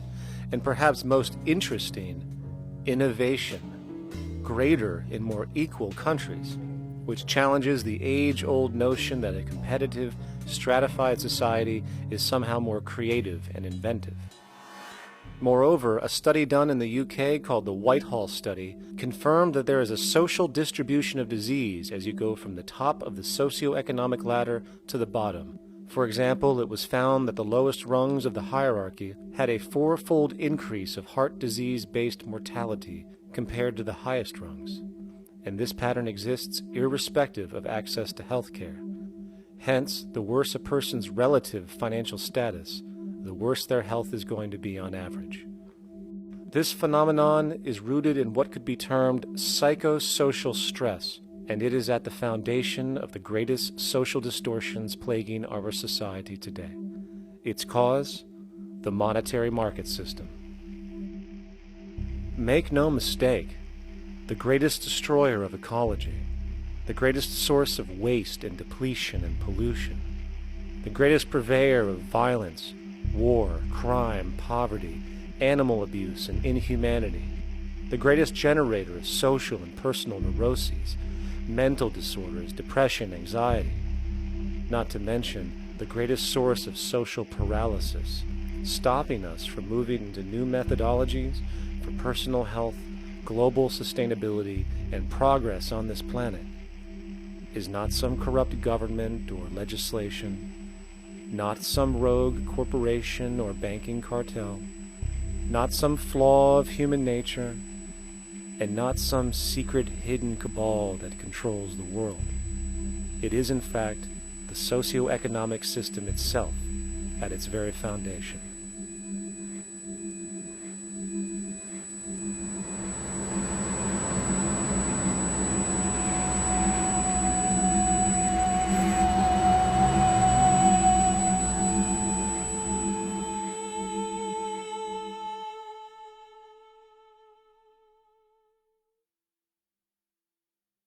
Let's imagine for a moment we had the option to redesign human civilization from the ground up.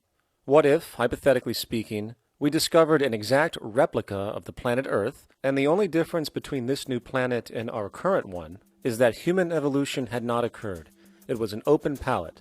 No countries, no cities, no pollution, no Republicans, just a pristine, open environment. So, what would we do? Well, first we need a goal, right? And it's safe to say that goal would be to survive. And not to just survive, but to do so in an optimized, healthy, prosperous way. Most people indeed desire to live, and they would prefer to do so without suffering. Therefore, the basis of this civilization needs to be as supportive and hence sustainable for human life as possible, taking into account the material needs of all the world's people while trying to remove anything that could hurt us in the long run. That goal of, say, maximum sustainability understood, the next question regards our method. What kind of approach do we take? Well, let's see. Last I checked, politics was the method of social operation on Earth. So what do the doctrines of the Republicans, liberals, conservatives, or socialists have to say about societal design? Not a damn thing. Okay, then what about religion? Surely the great creator had to have left some blueprint somewhere. No, nothing I can find. Okay then, so what's left? It appears something called science. Science is unique in that its methods demand not only that the ideas proposed be tested and replicated, but everything science comes up with is also inherently falsifiable. In other words, unlike religion and politics, science has no ego, and everything it suggests accepts the possibility of being proven wrong eventually. It holds on to nothing and evolves constantly. Well, that sounds natural enough to me. So then, based on the current state of scientific knowledge in the early 21st century, along with our goal of maximum sustainability for the human population, how do we begin the actual process of construction? Well, the first question to ask, what do we need to survive? The answer, of course, are planetary resources. Whether it is the water we drink, the energy we use, the raw materials we utilize to create tools and shelter, the planet hosts an inventory of resources, many of which are demanded for our survival. So, given that reality, it then becomes critical to figure out what we have and where it is. This means we need to conduct a survey. We simply locate and identify every physical resource on the planet we can, along with the amount available at each location, from the deposits of copper, to the most potent locations for wind farms to produce energy, to the natural freshwater springs, to an assessment of the amount of fish in the ocean, to the most prime arable land for food cultivation, etc. But, since we humans are going to be consuming these resources over time, we then realize that not only do we need to locate and identify, we also need to track. We need to make sure we don't run out of any of this stuff. That would be bad. And this means not only tracking our rates of use, but the rates of earthly regeneration as well, such as how long it takes for, say, a tree to grow or a spring to replenish. This is called dynamic equilibrium. In other words, if we use up trees faster than they can be grown back, we have a serious problem, for it is unsustainable. So then, how do we track this inventory, especially when we recognize that all of this stuff is scattered everywhere? We have large mineral mines in what we call Africa, energy concentrations in the Middle East, huge tidal power possibilities on the Atlantic coast of North America, the largest supply of fresh water in Brazil, etc. Well, once again, good old science has a suggestion. It's called systems theory. Systems theory recognizes that the fabric of the natural world, from human biology to the earthly biosphere to the gravitational pull of the solar system itself, is one huge synergistically connected system, fully interlinked. Just as human cells connect to form our organs, and the organs connect to form our bodies, and since our bodies cannot live without the earthly resources of food, air, and water, we are intrinsically connected to the earth, and so on. So, as nature suggests, we take all of this inventory and tracking data and create a system to manage it. a global resource management system, in fact, to account for every relevant resource on the planet. There is simply no logical alternative if our goal as a species is survival in the long run. We have to keep track as a whole. That understood, we can now consider production. How do we use all this stuff? What will our process of production be, and what do we need to consider to make sure it is as optimized as possible to maximize our sustainability? Well, the first thing that jumps right out at us is the fact that we need to constantly try and preserve. The planet's resources are essentially finite, so it is important that we be strategic. Strategic preservation is key. The second thing we recognize is that some resources are really not as good as others in their performance. In fact, some of this stuff, when put into use, has a terrible effect on the environment, which invariably hinders our own health. For example, oil and fossil fuels, no matter how you cut it, release some pretty destructive agents into the environment. Therefore, it is critical we do our best to use such things only when we really have to, if at all.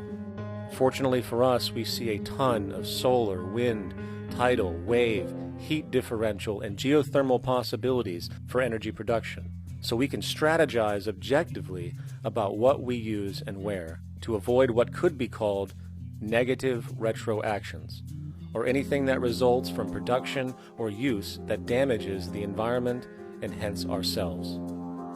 We will call this strategic safety to couple in with our strategic preservation.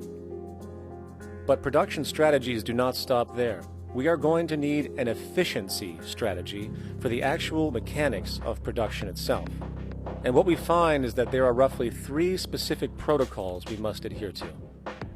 1. Every good we produce must be designed to last as long as possible. Naturally, the more things break down, the more resources we are going to need to replace them, and the more waste produced. 2. When things do break down or are no longer usable for whatever reason, it is critical that we harvest or recycle as much as we possibly can.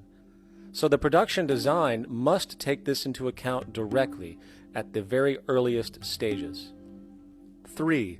Quickly evolving technologies, such as electronics, which are subject to the fastest rates of technological obsolescence, would need to be designed to foreshadow and accommodate physical updates. The last thing we want to do is throw away an entire computer system just because it has only one broken part or is outdated. So we simply design the components to be easily updated, part by part, standardized and universally interchangeable, foreshadowed by the current trend of technological change. And when we realize that the mechanisms of strategic preservation, strategic safety, and strategic efficiency are purely technical considerations, devoid of any human opinion or bias, we simply program these strategies into a computer which can weigh and calculate all the relevant variables, allowing us to always arrive at the absolute best method for sustainable production based on current understandings. And while that might sound complex, all it is a glorified calculator. Not to mention such multivariate decision-making and monitoring systems are already used across the world today for isolated purposes. It is simply a process of scaling it out. So, now we not only have our resource management system, but also a production management system, both of which are easily computer automated to maximize efficiency, preservation, and safety. The informational reality is that the human mind, or even a group of humans, cannot track what needs to be tracked. It must be done by computers, and it can be. And this brings us to the next level, distribution. What sustainability strategies make sense here? Well, since we know that the shortest distance between 2 points is a straight line, and since energy is required to power transport machines, the less transport distance, the more efficient. Producing goods in one continent and shipping them over to another only makes sense if the goods in question simply cannot be produced in the target area. Otherwise, it is nothing but wasteful. We must localize production so distribution is simple, fast, and requires the least amount of energy. We'll call this the proximity strategy. which simply means we reduce the travel of goods as much as possible, whether raw materials or finished consumer products. Of course, it might also be important to know what goods we are transporting and why, and this falls under the category of demand. And demand is simply what people need to be healthy and to have a high quality of life.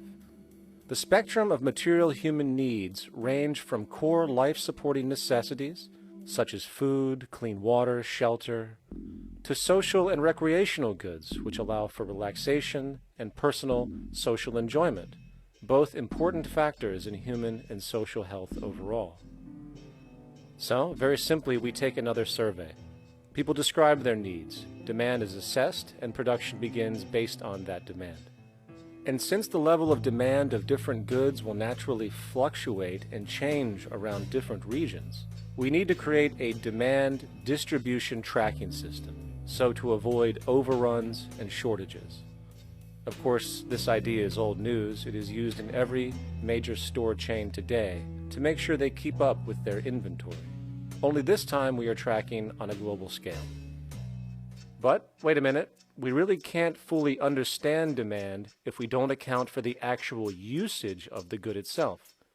Is it logical and sustainable for every single human to, say, have one of everything made, regardless of their usage? No, that would be simply wasteful and inefficient. If a person has a need for a good, but that need is only for, say, 45 minutes a day on average, it would be much more efficient if that good was made available to them and to others when needed. Many forget that it isn't the good that they want, it is the purpose of that good.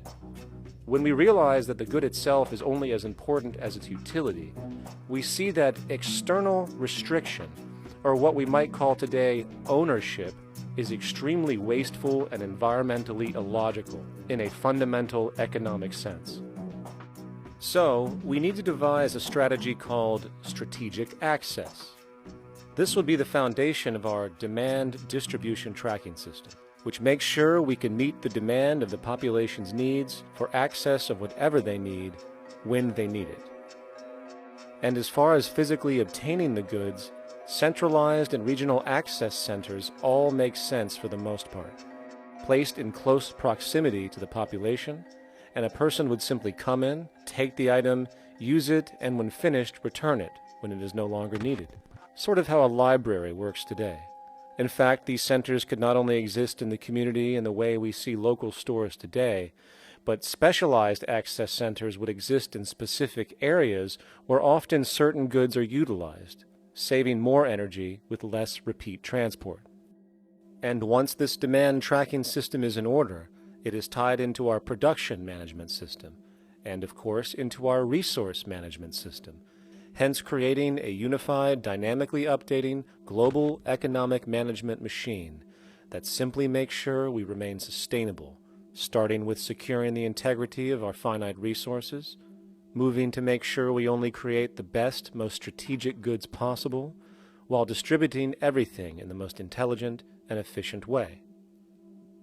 And the unique result of this preservation-based approach, which is intuitively counter to many, is that this logical, ground-up, empirical process of preservation and efficiency, which can only define true human sustainability on this planet, would likely enable something never before seen in human history. Access abundance, not just for a percentage of the global population, but the entire civilization. This economic model, as was just generalized, this responsible systems approach to total Earth resource management and processes, designed again to do nothing less than take care of humanity as a whole in the most efficient and sustainable way, could be termed a resource-based economy. The idea was defined in the 1970s by structural engineer Jacques Fresco. He understood back then that society was on a collision course with nature and itself, unsustainable on every level. And if things didn't change, we would destroy ourselves one way or another. All these things you're saying, Jacques, could they be built with what we know today, or are some of these things, are you guessing based on what we know today? No. All of these things can be built with what we know today. It would take 10 years to change the surface of the earth, to rebuild the world into a second Garden of Eden. The choice lies with you. The stupidity of a nuclear arms race, the development of weapons, trying to solve your problems politically by electing this political party or that political party, that all politics is immersed in corruption. Let me say it again. Communism, socialism, fascism, the Democrats, the liberals, we want to absorb human beings. All organizations that believe in a better life for man, there are no Negro problems or Polish problems or Jewish problems or Greek problems or women's problems. They're human problems. I'm not afraid of anybody. I don't work for anyone. No one can discharge me. I have no boss. I am afraid to live in the society we live in today. Our society cannot be maintained by this type of incompetency. It was great, the free enterprise system, about 35 years ago. That was the last of its usefulness. Now we've got to change our way of thinking or perish. The horror movies of the future will be our society, the way it didn't work. And politics would be part of a horror movie. Lots of people today use the term cold science because they're analytical. And they don't even know what analytical means. Science means closer approximations of the way the world really works. So it's telling the truth, is what it is. A scientist doesn't try to get along with people. They tell them what their findings are. They have to question all things. And if some scientist comes up with an experiment that shows certain materials have certain strength, other scientists have to be able to duplicate that experiment and come up with the same results. Even if a scientist feels that an airplane wing, due to mathematics or calculations, can hold up a given amount of weight, they still pile sandbags on it to see when it breaks. And they say, you know, my calculations are right, or they're not correct. I love that system because it's free of bias and free of thinking that math can solve all the problems.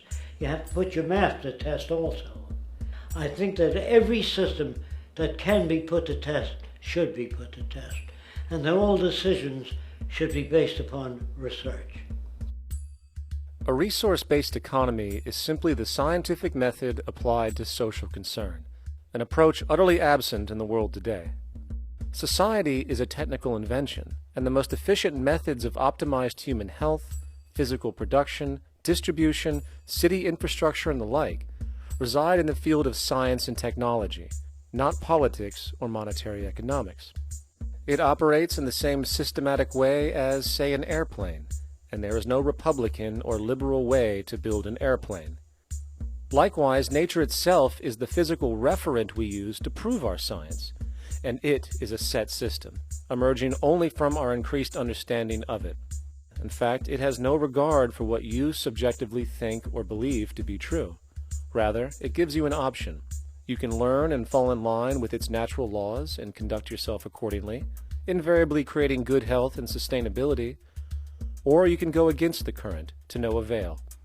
It doesn't matter how much you believe you can just stand up right now and walk on the wall next to you. The law of gravity will not allow it. If you do not eat, you will die.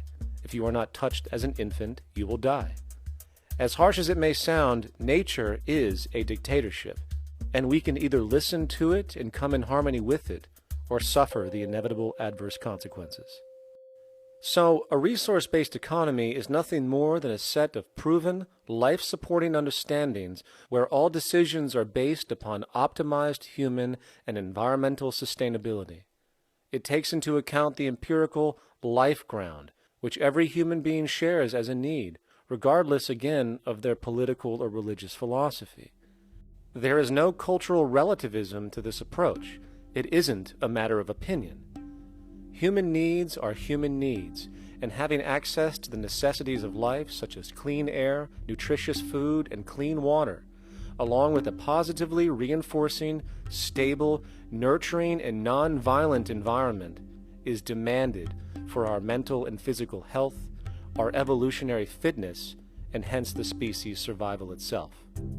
A resource-based economy would be based upon available resources. You can't just bring a lot of people to an island or build a city of 50,000 people without having access to the necessities of life. So when I use the term a comprehensive systems approach, I'm talking about doing an inventory of the area first and determining what that area can supply, not just architectural approach, not just design approach, but design must be based on all of the requirements to enhance human life. And that's what I mean by an integrated way of thinking. Food, clothing, shelter, warmth, love, all those things are necessary. If you deprive people of any of them, you have a lesser human being, less capable of functioning. As previously outlined, a resource-based economy's ground-up, global, systems approach to extraction, production, and distribution is based upon a set of true economic mechanisms, or strategies, which guarantee efficiency and sustainability in every area of the economy. So, continuing this train of thought regarding logical design, what is next in our equation? Where does all this materialize? Cities. The advent of the city is a defining feature of modern civilization. Its role is to enable efficient access to the necessities of life, along with increased social support and community interaction. So how would we go about designing an ideal city? What shape should we make it? Square? Trapezoid? Well, given we're going to be moving around the thing, we might as well make it as equidistant as possible for ease, hence the circle. What should the city contain? Well, naturally we need a residential area, a goods production area, a power generation area, an agricultural area. But we also need nurturing as human beings, hence culture, nature, recreation, and education. So let's include a nice open park, an entertainment events area for cultural purposes and socializing, and educational and research facilities.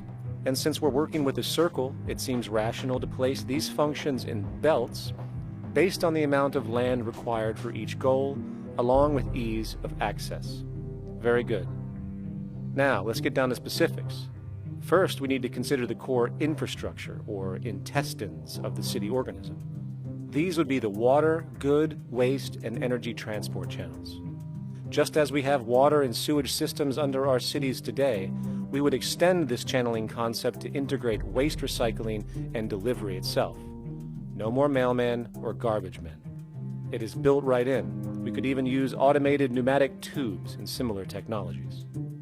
Same goes for transport. It needs to be integrated and strategically designed to reduce or even remove the need for wasteful, independent automobiles. Electric trams, conveyors, transveyors, and maglevs, which can take you virtually anywhere in the city, even up and down, along with connecting you to other cities as well. And of course, in the event an automobile is required, it is automated by satellite for safety and integrity. In fact, this automation technology is in working order right now. Automobile accidents kill about 1.2 million people every single year, injuring about 50 million. This is absurd and doesn't have to occur. Between efficient city design and automated driverless cars, this death toll can be virtually eliminated. Agriculture. Today, through our haphazard, cost-cutting industrial methods, using pesticides, excessive fertilizers, and other means, we have successfully destroyed much of the arable land on this planet, not to mention also extensively poisoning our bodies. In fact, industrial and agricultural chemical toxins now show up in virtually every human being tested, including infants. Fortunately, there is a glaring alternative: the soilless mediums of hydroponics and aeroponics, which also reduce nutrient and water requirements by up to 75% of our current usage. Food can now be organically grown on an industrial scale in enclosed vertical farms, such as in 50-story 1-acre plots, virtually eliminating the need for pesticides and hydrocarbons in general. This is the future of industrial food cultivation, efficient, clean, and abundant. So, such advanced systems would be, in part, what comprise our agricultural belt, producing all the food required for the entire city's population, with no need to import anything from the outside, saving time, waste, and energy. And speaking of energy, The energy belt would work in a systems approach to extract electricity from our abundant renewable mediums, specifically wind, solar, geothermal, and heat differentials, and if near water potentials, tidal and wave power. To avoid intermittency and make sure a positive net energy return occurs, these mediums would operate in an integrated system, powering each other when needed, while storing excessive energy to large supercapacitors under the ground, so nothing can go to waste. And not only does the city power itself, particular structures will also power independently and generate electricity through photovoltaic paints, structural pressure transducers, the thermocouple effect, and other current but underutilized technologies. But of course, this begs the question, how does this technology and goods in general get created in the first place? This brings us to production. The industrial belt, apart from having hospitals and the like, would be the hub of factory production. Completely localized overall, it would of course obtain raw materials by way of the global resource management system just discussed, with demand being generated by the population of the city itself. As far as the mechanics of production, we need to discuss a new, powerful phenomenon which was sparked very recently in human history and is on pace to changing everything. It's called mechanization, or the automation of labor. Well, if you look around you, you'll notice that almost everything that we use today is built automatically. Your shoes, your clothes, your home appliances, your car, and so on, they are all built by machines in an automatic way. Can we say that the society has not been influenced by these major technological advancements? Of course not. These systems really dictate new structures and new needs, and they make a lot of other things obsolete. So we've been going up in the development and use of technology in an exponential way. So definitely automation is going to continue. You cannot stop technologies that just make sense. Labor automation through technology is at the bottom of every major social transformation in human history. From the agricultural revolution and the invention of the plow, to the Industrial Revolution and the invention of the powered machine, to the information age we live in now, through essentially the invention of advanced electronics and computers. And with regard to advanced production methods today, mechanization is now evolving on its own, moving away from the traditional method of assembling component parts into a configuration into an advanced method of creating entire products in one single process. Like most engineers, I'm fascinated by biology because it's so full of examples of extraordinary pieces of engineering. And what biology is the study of things that copy themselves. Of course, that's good a definition of life as we've got. Again, as an engineer, I've always been intrigued by the idea of machines that would copy themselves. RepRap is a three-dimensional printer. That's to say, it's a printer that you plug into a computer, and instead of making two-dimensional sheets of paper with patterns on, it makes real, physical, three-dimensional objects. Now, there's nothing new about that. 3D printers have been around for about 30 years. Big thing about RepRap is that it prints most of its own parts. So if you've got one, you can make another one and give it to a friend, as well as being able to print lots of useful things. From the simple printing of basic household goods in your home, to the printing of an entire automobile body in one swoop, advanced automated 3D printing now has the potential to transform virtually every field of production, including home construction. Contour crafting is actually a fabrication technology, the so-called 3D printing, when you directly build a 3D object from a computer model. Using contour crafting, it will be possible to build a 2,000 square foot home entirely by the machine in one day. The reason that people are interested in automating construction is that it really brings a lot of benefits. For example, construction is pretty labor intensive, and although it provides job for a sector of the society, it also has issues and complications. For example, Construction is the most dangerous job that there is. It is worse than mining and agriculture. It has got the highest level of fatality almost in every country. Another issue is the waste. An average home in the United States has 3 to 7 tons of waste. So this is huge if we look at the impact of construction and knowing that about 40% of all materials in the world are used in construction. So big waste of energy and resources and big damage to the environment as well. Making homes using hammers and nails and wood with the state of our technology today is really absurd and will go the way of our labor class in regards to manufacturing in the United States. Recently, there was a study by economist David Autor of MIT that states that our middle class is obsolete and being replaced by automation. Quite simply, mechanization is more productive, efficient, and sustainable than human labor in virtually every sector of the economy today. Machines do not need vacations, breaks, insurance, pensions, and they can work 24 hours a day every day. The output potential and accuracy compared to human labor is unmatched.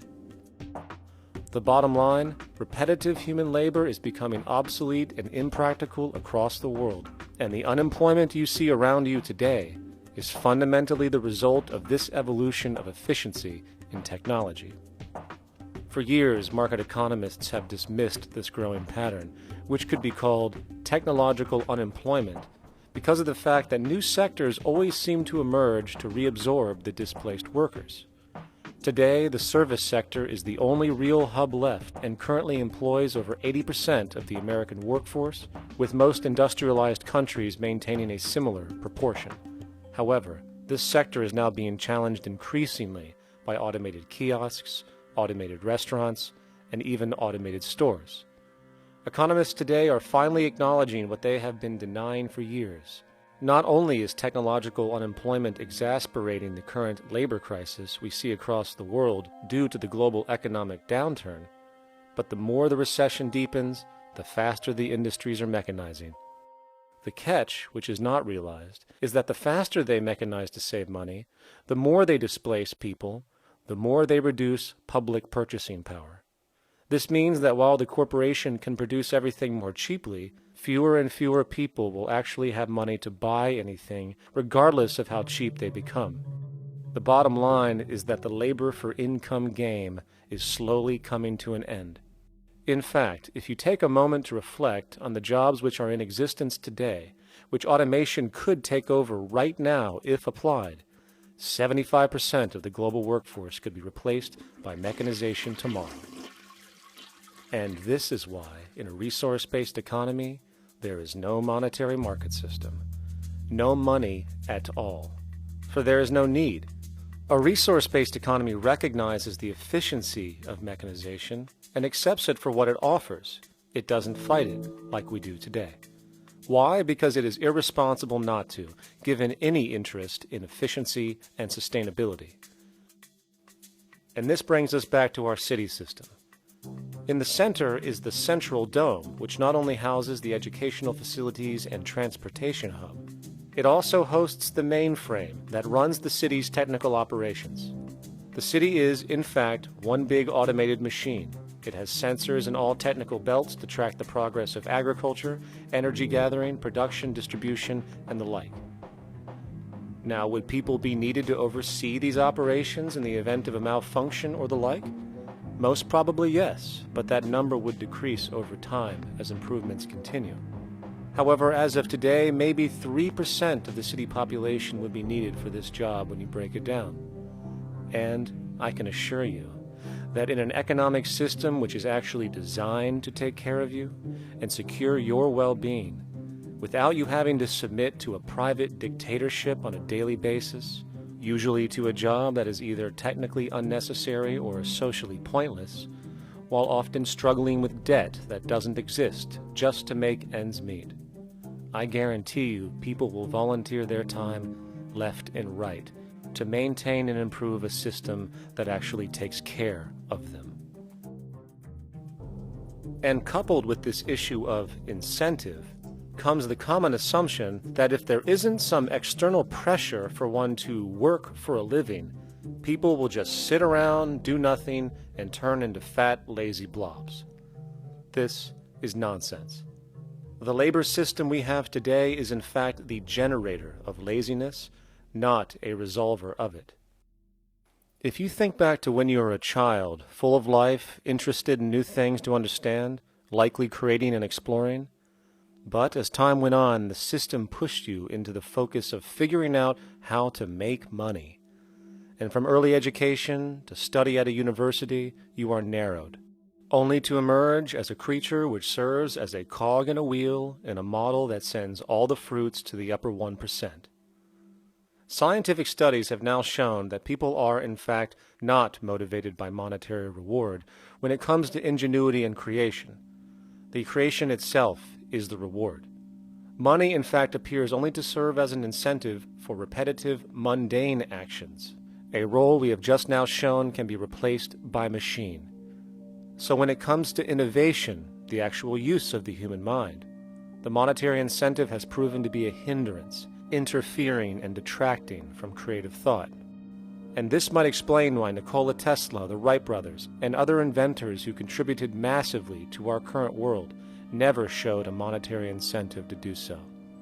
Money is, in fact, a false incentive and causes 100 times more distortion than it does contribution. Good morning, class. Please settle down. The first thing I would like to do is go around the room and ask what everyone would like to be when they grow up. Who'd like to go first? Okay, how about you, Sarah?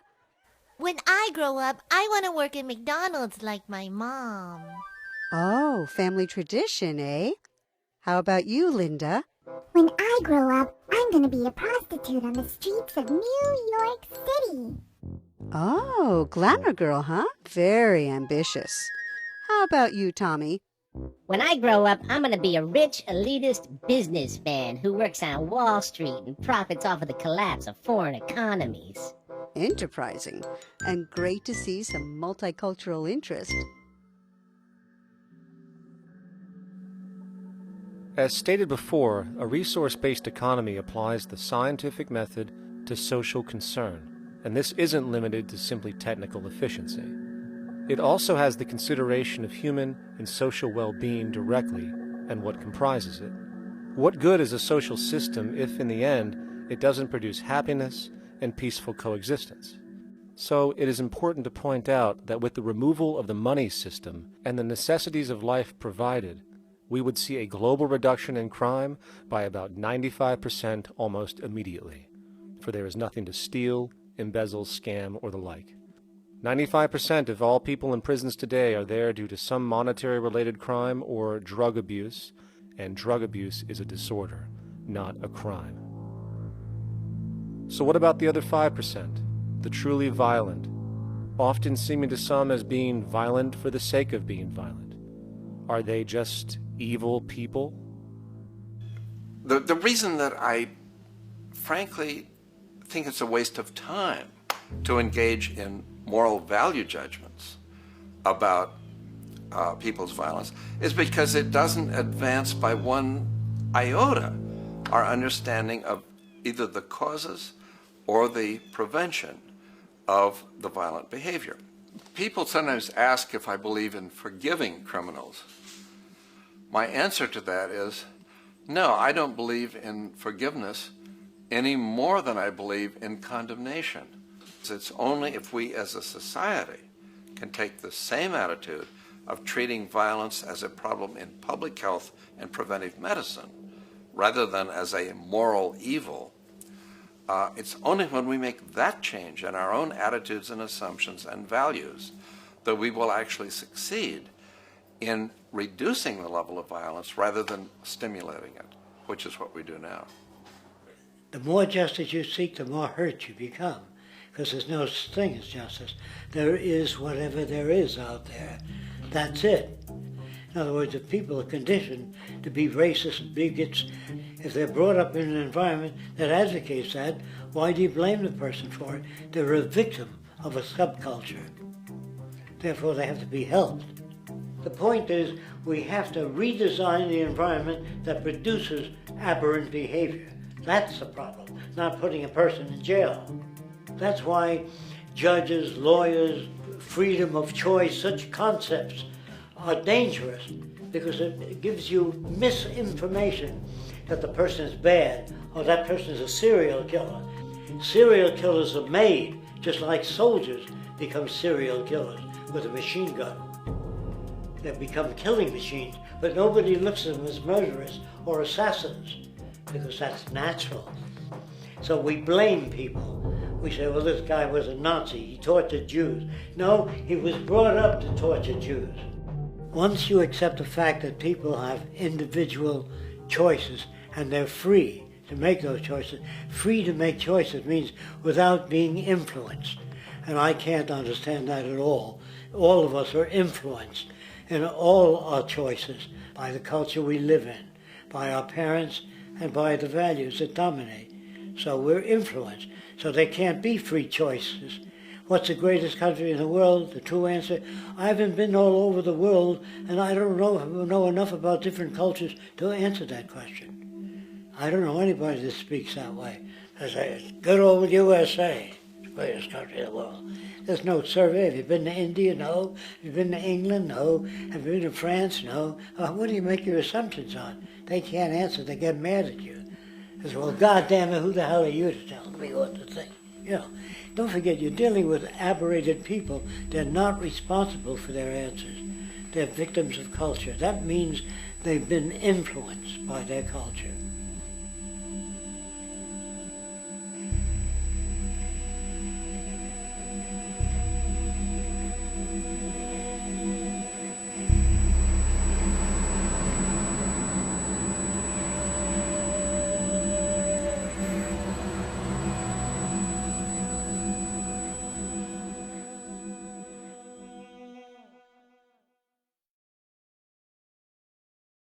When we consider a resource-based economy, there are often a number of arguments that tend to come up with regard to the efficiency. Now hold on just a minute. Yes?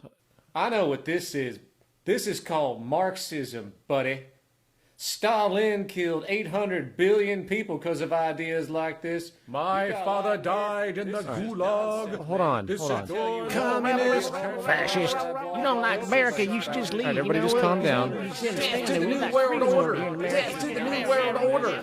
And as the irrationality of the audience grew, shocked and confused, suddenly the narrator suffered a fatal heart attack. And the seemingly communist propaganda film was no more.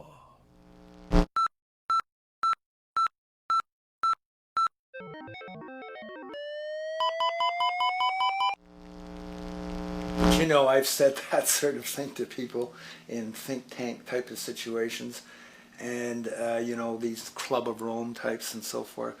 Marxist? What Marxist? Where did that come from? You know, they got this icon they hold on to as their holy grail, and it's such an easy one. You know, people ask if I'm a socialist or a communist or a capitalist, and I say I'm none of the above. And why do you think that those are the only options? All of those political constructs were created by writers who assumed that we lived on a planet of infinite resources. Not a one of those political philosophies even contemplates that there might be a shortage of anything.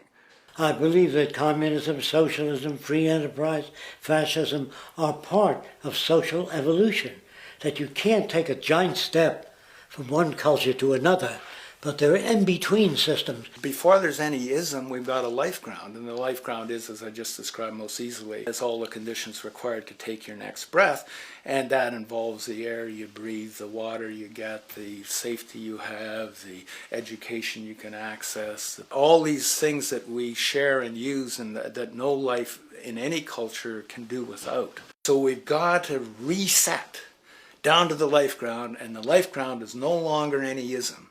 It's life value analysis. It's simply a matter of historical fact that the dominant intellectual culture of any particular society reflects the interest of the dominant group in that society. In a slave-owning society, the beliefs about human beings and human rights and so on will reflect the needs of the slave owners. In a society which again is based on the power of certain people to control and profit from the lives and work of millions of others, the dominant intellectual culture will reflect the needs of the dominant group. And so that if you look across the board, the ideas that pervade psychology and sociology and history and political economy and political science fundamentally reflect certain elite interests. And the academics who question that too much tend to get shunted to the side or to be seen as sort of radicals. The dominant values of a culture tend to support and perpetuate what is rewarded by that culture. And in a society where success and status is measured by material wealth, not social contribution, it is easy to see why the state of the world is what it is today. We are dealing with a values system disorder, completely denatured, where the priority of personal and social health have become secondary to the detrimental notions of artificial wealth and limitless growth.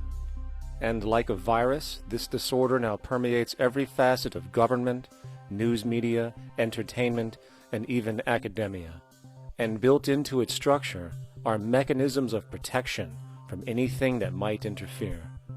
Disciples of the monetary market religion, the self-appointed guardians of the status quo, constantly seek out ways to avoid any form of thought which might interfere with their beliefs, the most common of which are projected dualities.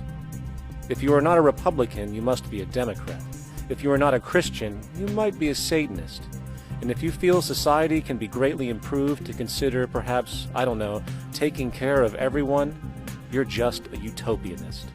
And the most insidious of them all, if you are not for the free market, you must be against freedom itself. I'm a believer in freedom.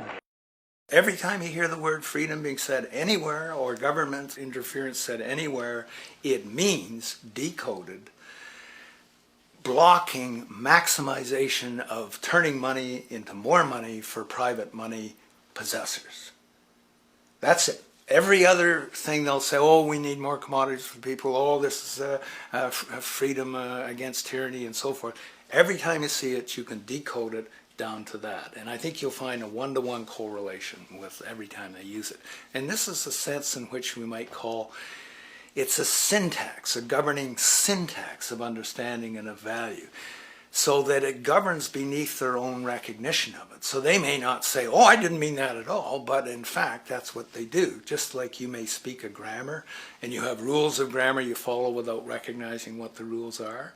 And so what we have is what I call the ruling value syntax that underlies this. So every time they use these words, government interference, lack of freedom, or progress, or development, you can decode them all to come back to mean that. Of course, when you hear the word freedom, it tends to be in the same sentence with something called democracy. It's fascinating how people today seem to believe that they actually have a relevant influence on what their government does, forgetting that the very nature of our system offers everything for sale. The only vote that counts is the monetary vote, and it doesn't matter how much any activist yells about ethics or accountability. In a market system, every politician, every legislation, and hence every government is for sale. And even with the $20 trillion bank bailout starting in 2007, an amount of money which could have changed, say, the global energy infrastructure to fully renewable methods, instead going to a series of institutions that literally do nothing to help society, institutions that could be removed tomorrow with no recourse. The blind conditioning that politics and politicians exist for the public well-being still continues. The fact is, politics is a business, no different than any other in a market system, and they care about their self-interest before anything else. I don't really, honestly, deep down believe in political action. I think the system contracts and expands as it wants to. It accommodates these changes. I think the civil rights movement was an accommodation on the part of those who own the country. I think they see where their self-interest lies. They see a certain amount of freedom seems good, an illusion of liberty. Give these people a voting day every year so that they'll have the illusion of meaningless choice. Meaningless choice that we go like slaves and say, "Oh, I voted." The limits of debate in this country are established before the debate even begins, and everyone else is marginalized. They're made to seem either to be communists or some sort of disloyal person, a kook, there's a word, and now it's conspiracy. See, they've made that something that should not be even entertained for a minute, that powerful people might get together and have a plan. Doesn't happen. You're a kook. You're a conspiracy buff.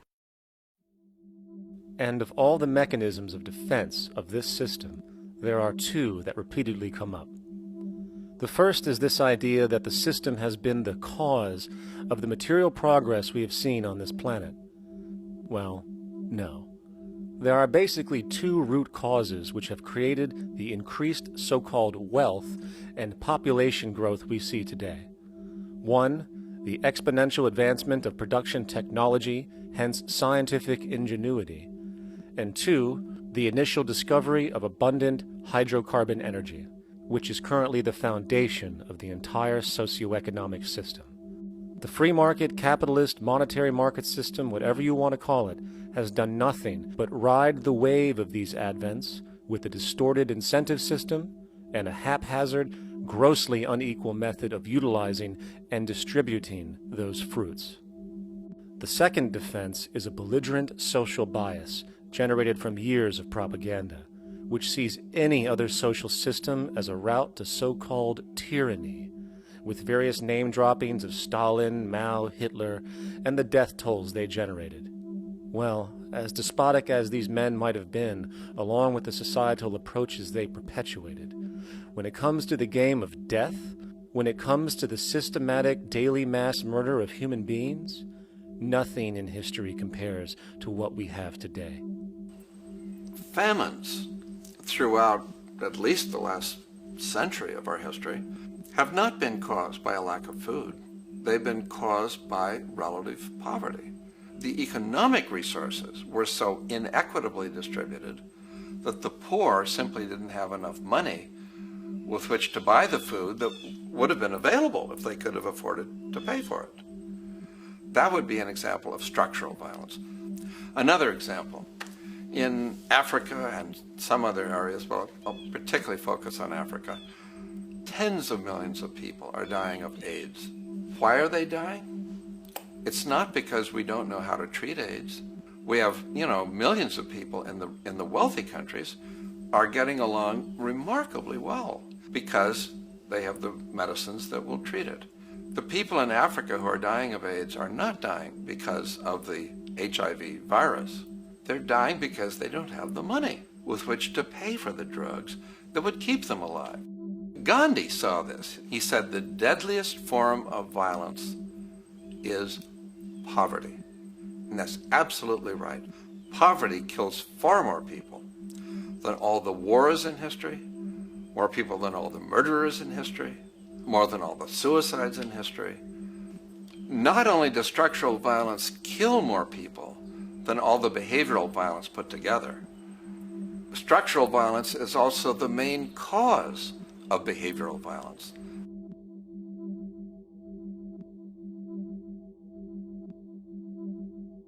Oil is the foundation of, and that is present throughout the edifice of human civilization.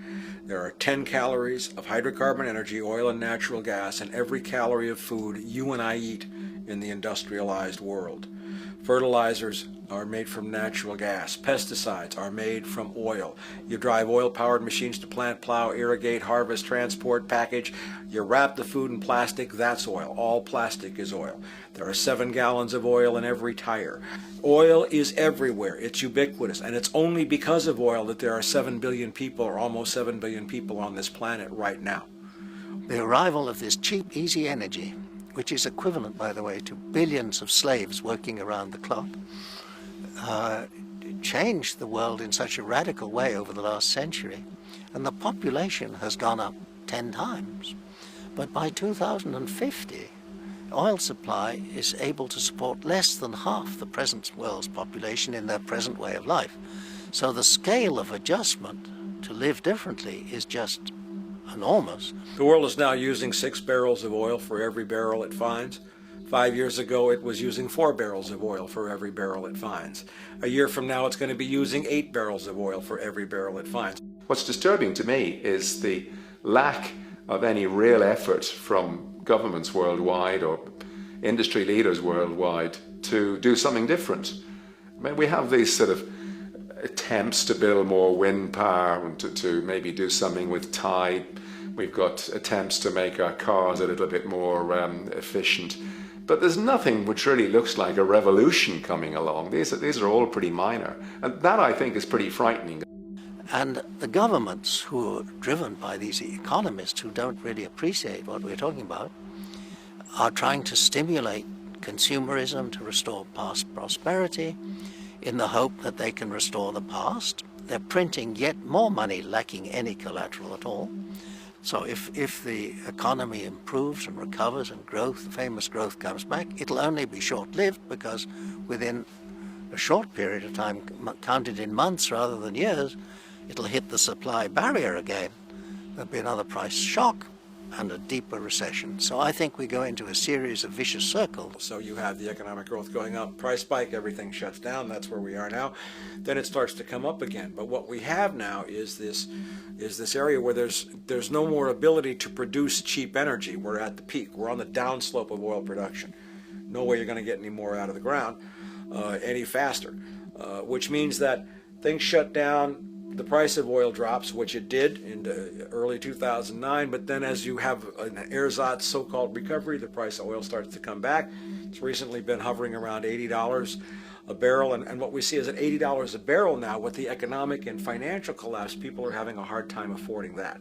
World oil production right now is about 86 million barrels a day. Over 10 years, you're looking at roughly 40 million barrels a day having to be replaced. There's nothing around which can come even within 1% of meeting that sort of demand. If we don't do something pretty quickly, there's going to be a huge energy deficiency. I think the big mistake is in not recognizing a decade or so ago that a concerted effort needed to be made to develop these sustainable forms of energy. I think that's something our grandchildren will look back on with total disbelief. You people knew that you were dealing with a finite commodity. How could you possibly have built your economy around something which was going to disappear? For the first time in human history, the species is now faced with the depletion of a core resource central to our current system of survival. And the punchline of the whole thing is that even with oil becoming more and more scarce, the economic system will still blindly push its cancerous growth model, so people can go out and buy more oil-powered cars to generate GDP and jobs, exacerbating the decline. Are there solutions to replace the edifice of the hydrocarbon economy? Of course. But the path needed to accomplish these changes will not manifest through the market system protocols required, since new solutions can only be implemented through the profit mechanism. People are not investing in renewable energies because there is no money in it in both the long and short term, and the commitment needed to make it happen can only occur at a severe financial loss. Hence, there is no monetary incentive, and in this system, if there's no monetary incentive, things do not happen. And on top of it all, peak oil is just one of many surfacing consequences of the environmental social train wreck gaining speed today.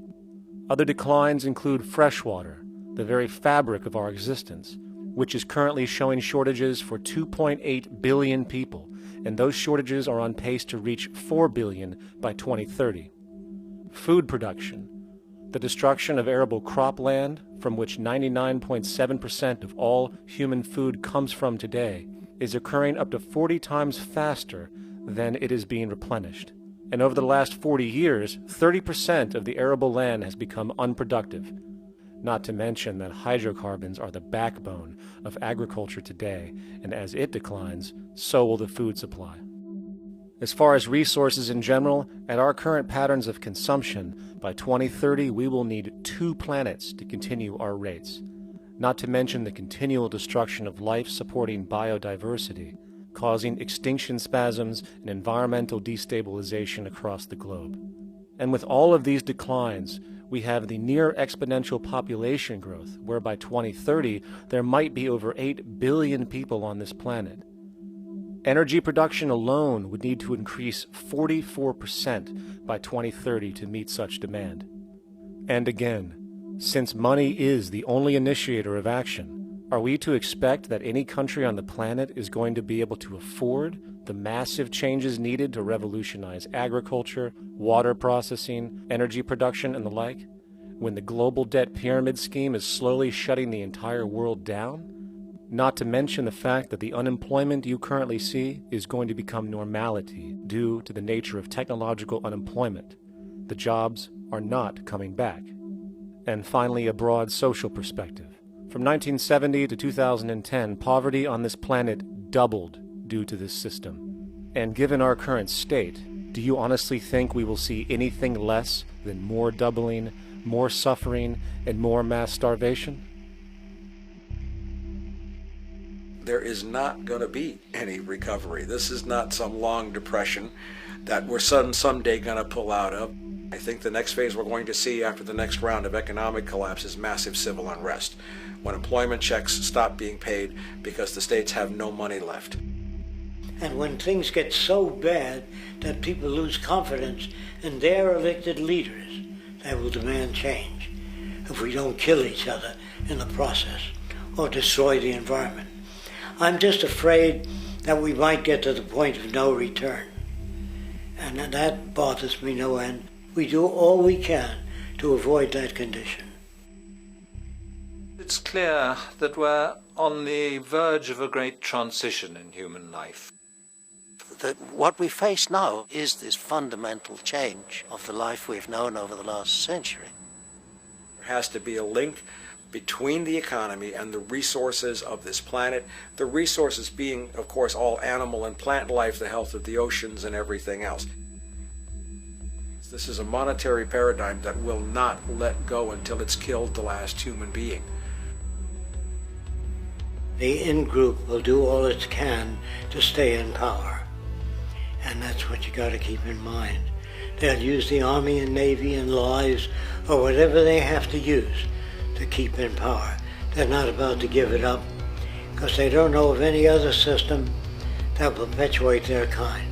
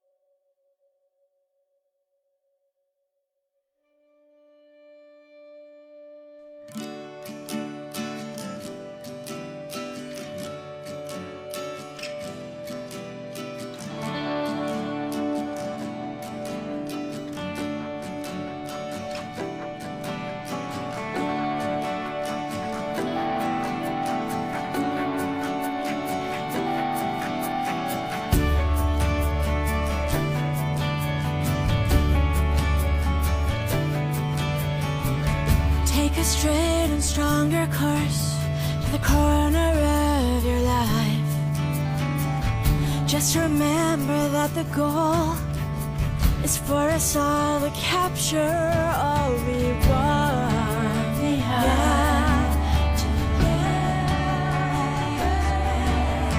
Don't surround yourself with yourself. Move on back to squares. Send an instant karma to me, and I shall live with love and care for yourself. 'Cause it's time and time with your time, and its news is captured for the Queen to use.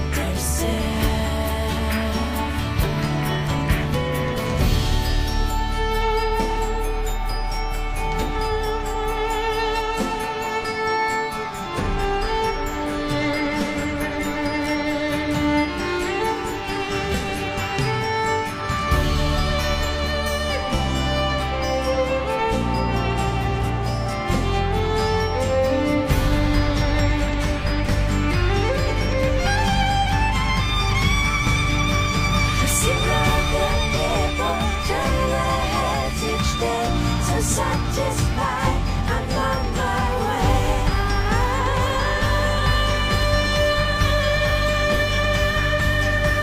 To see other people turn their heads each day. So satisfied, I'm on my way.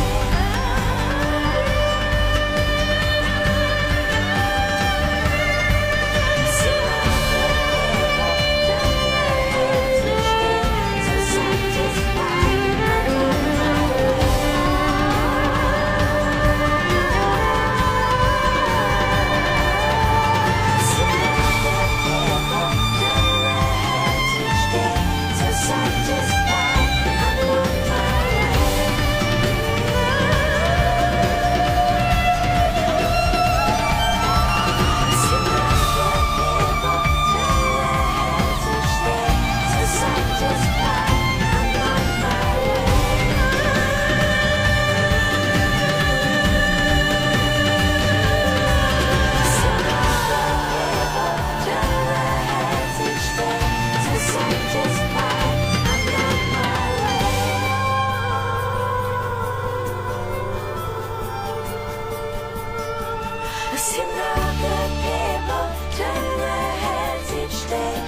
Satisfied, I'm on my way.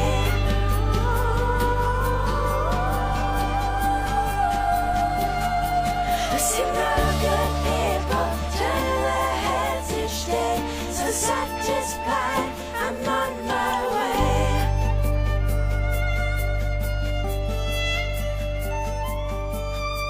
I've seen the good people turn their heads each day. So satisfied, I'm on my way.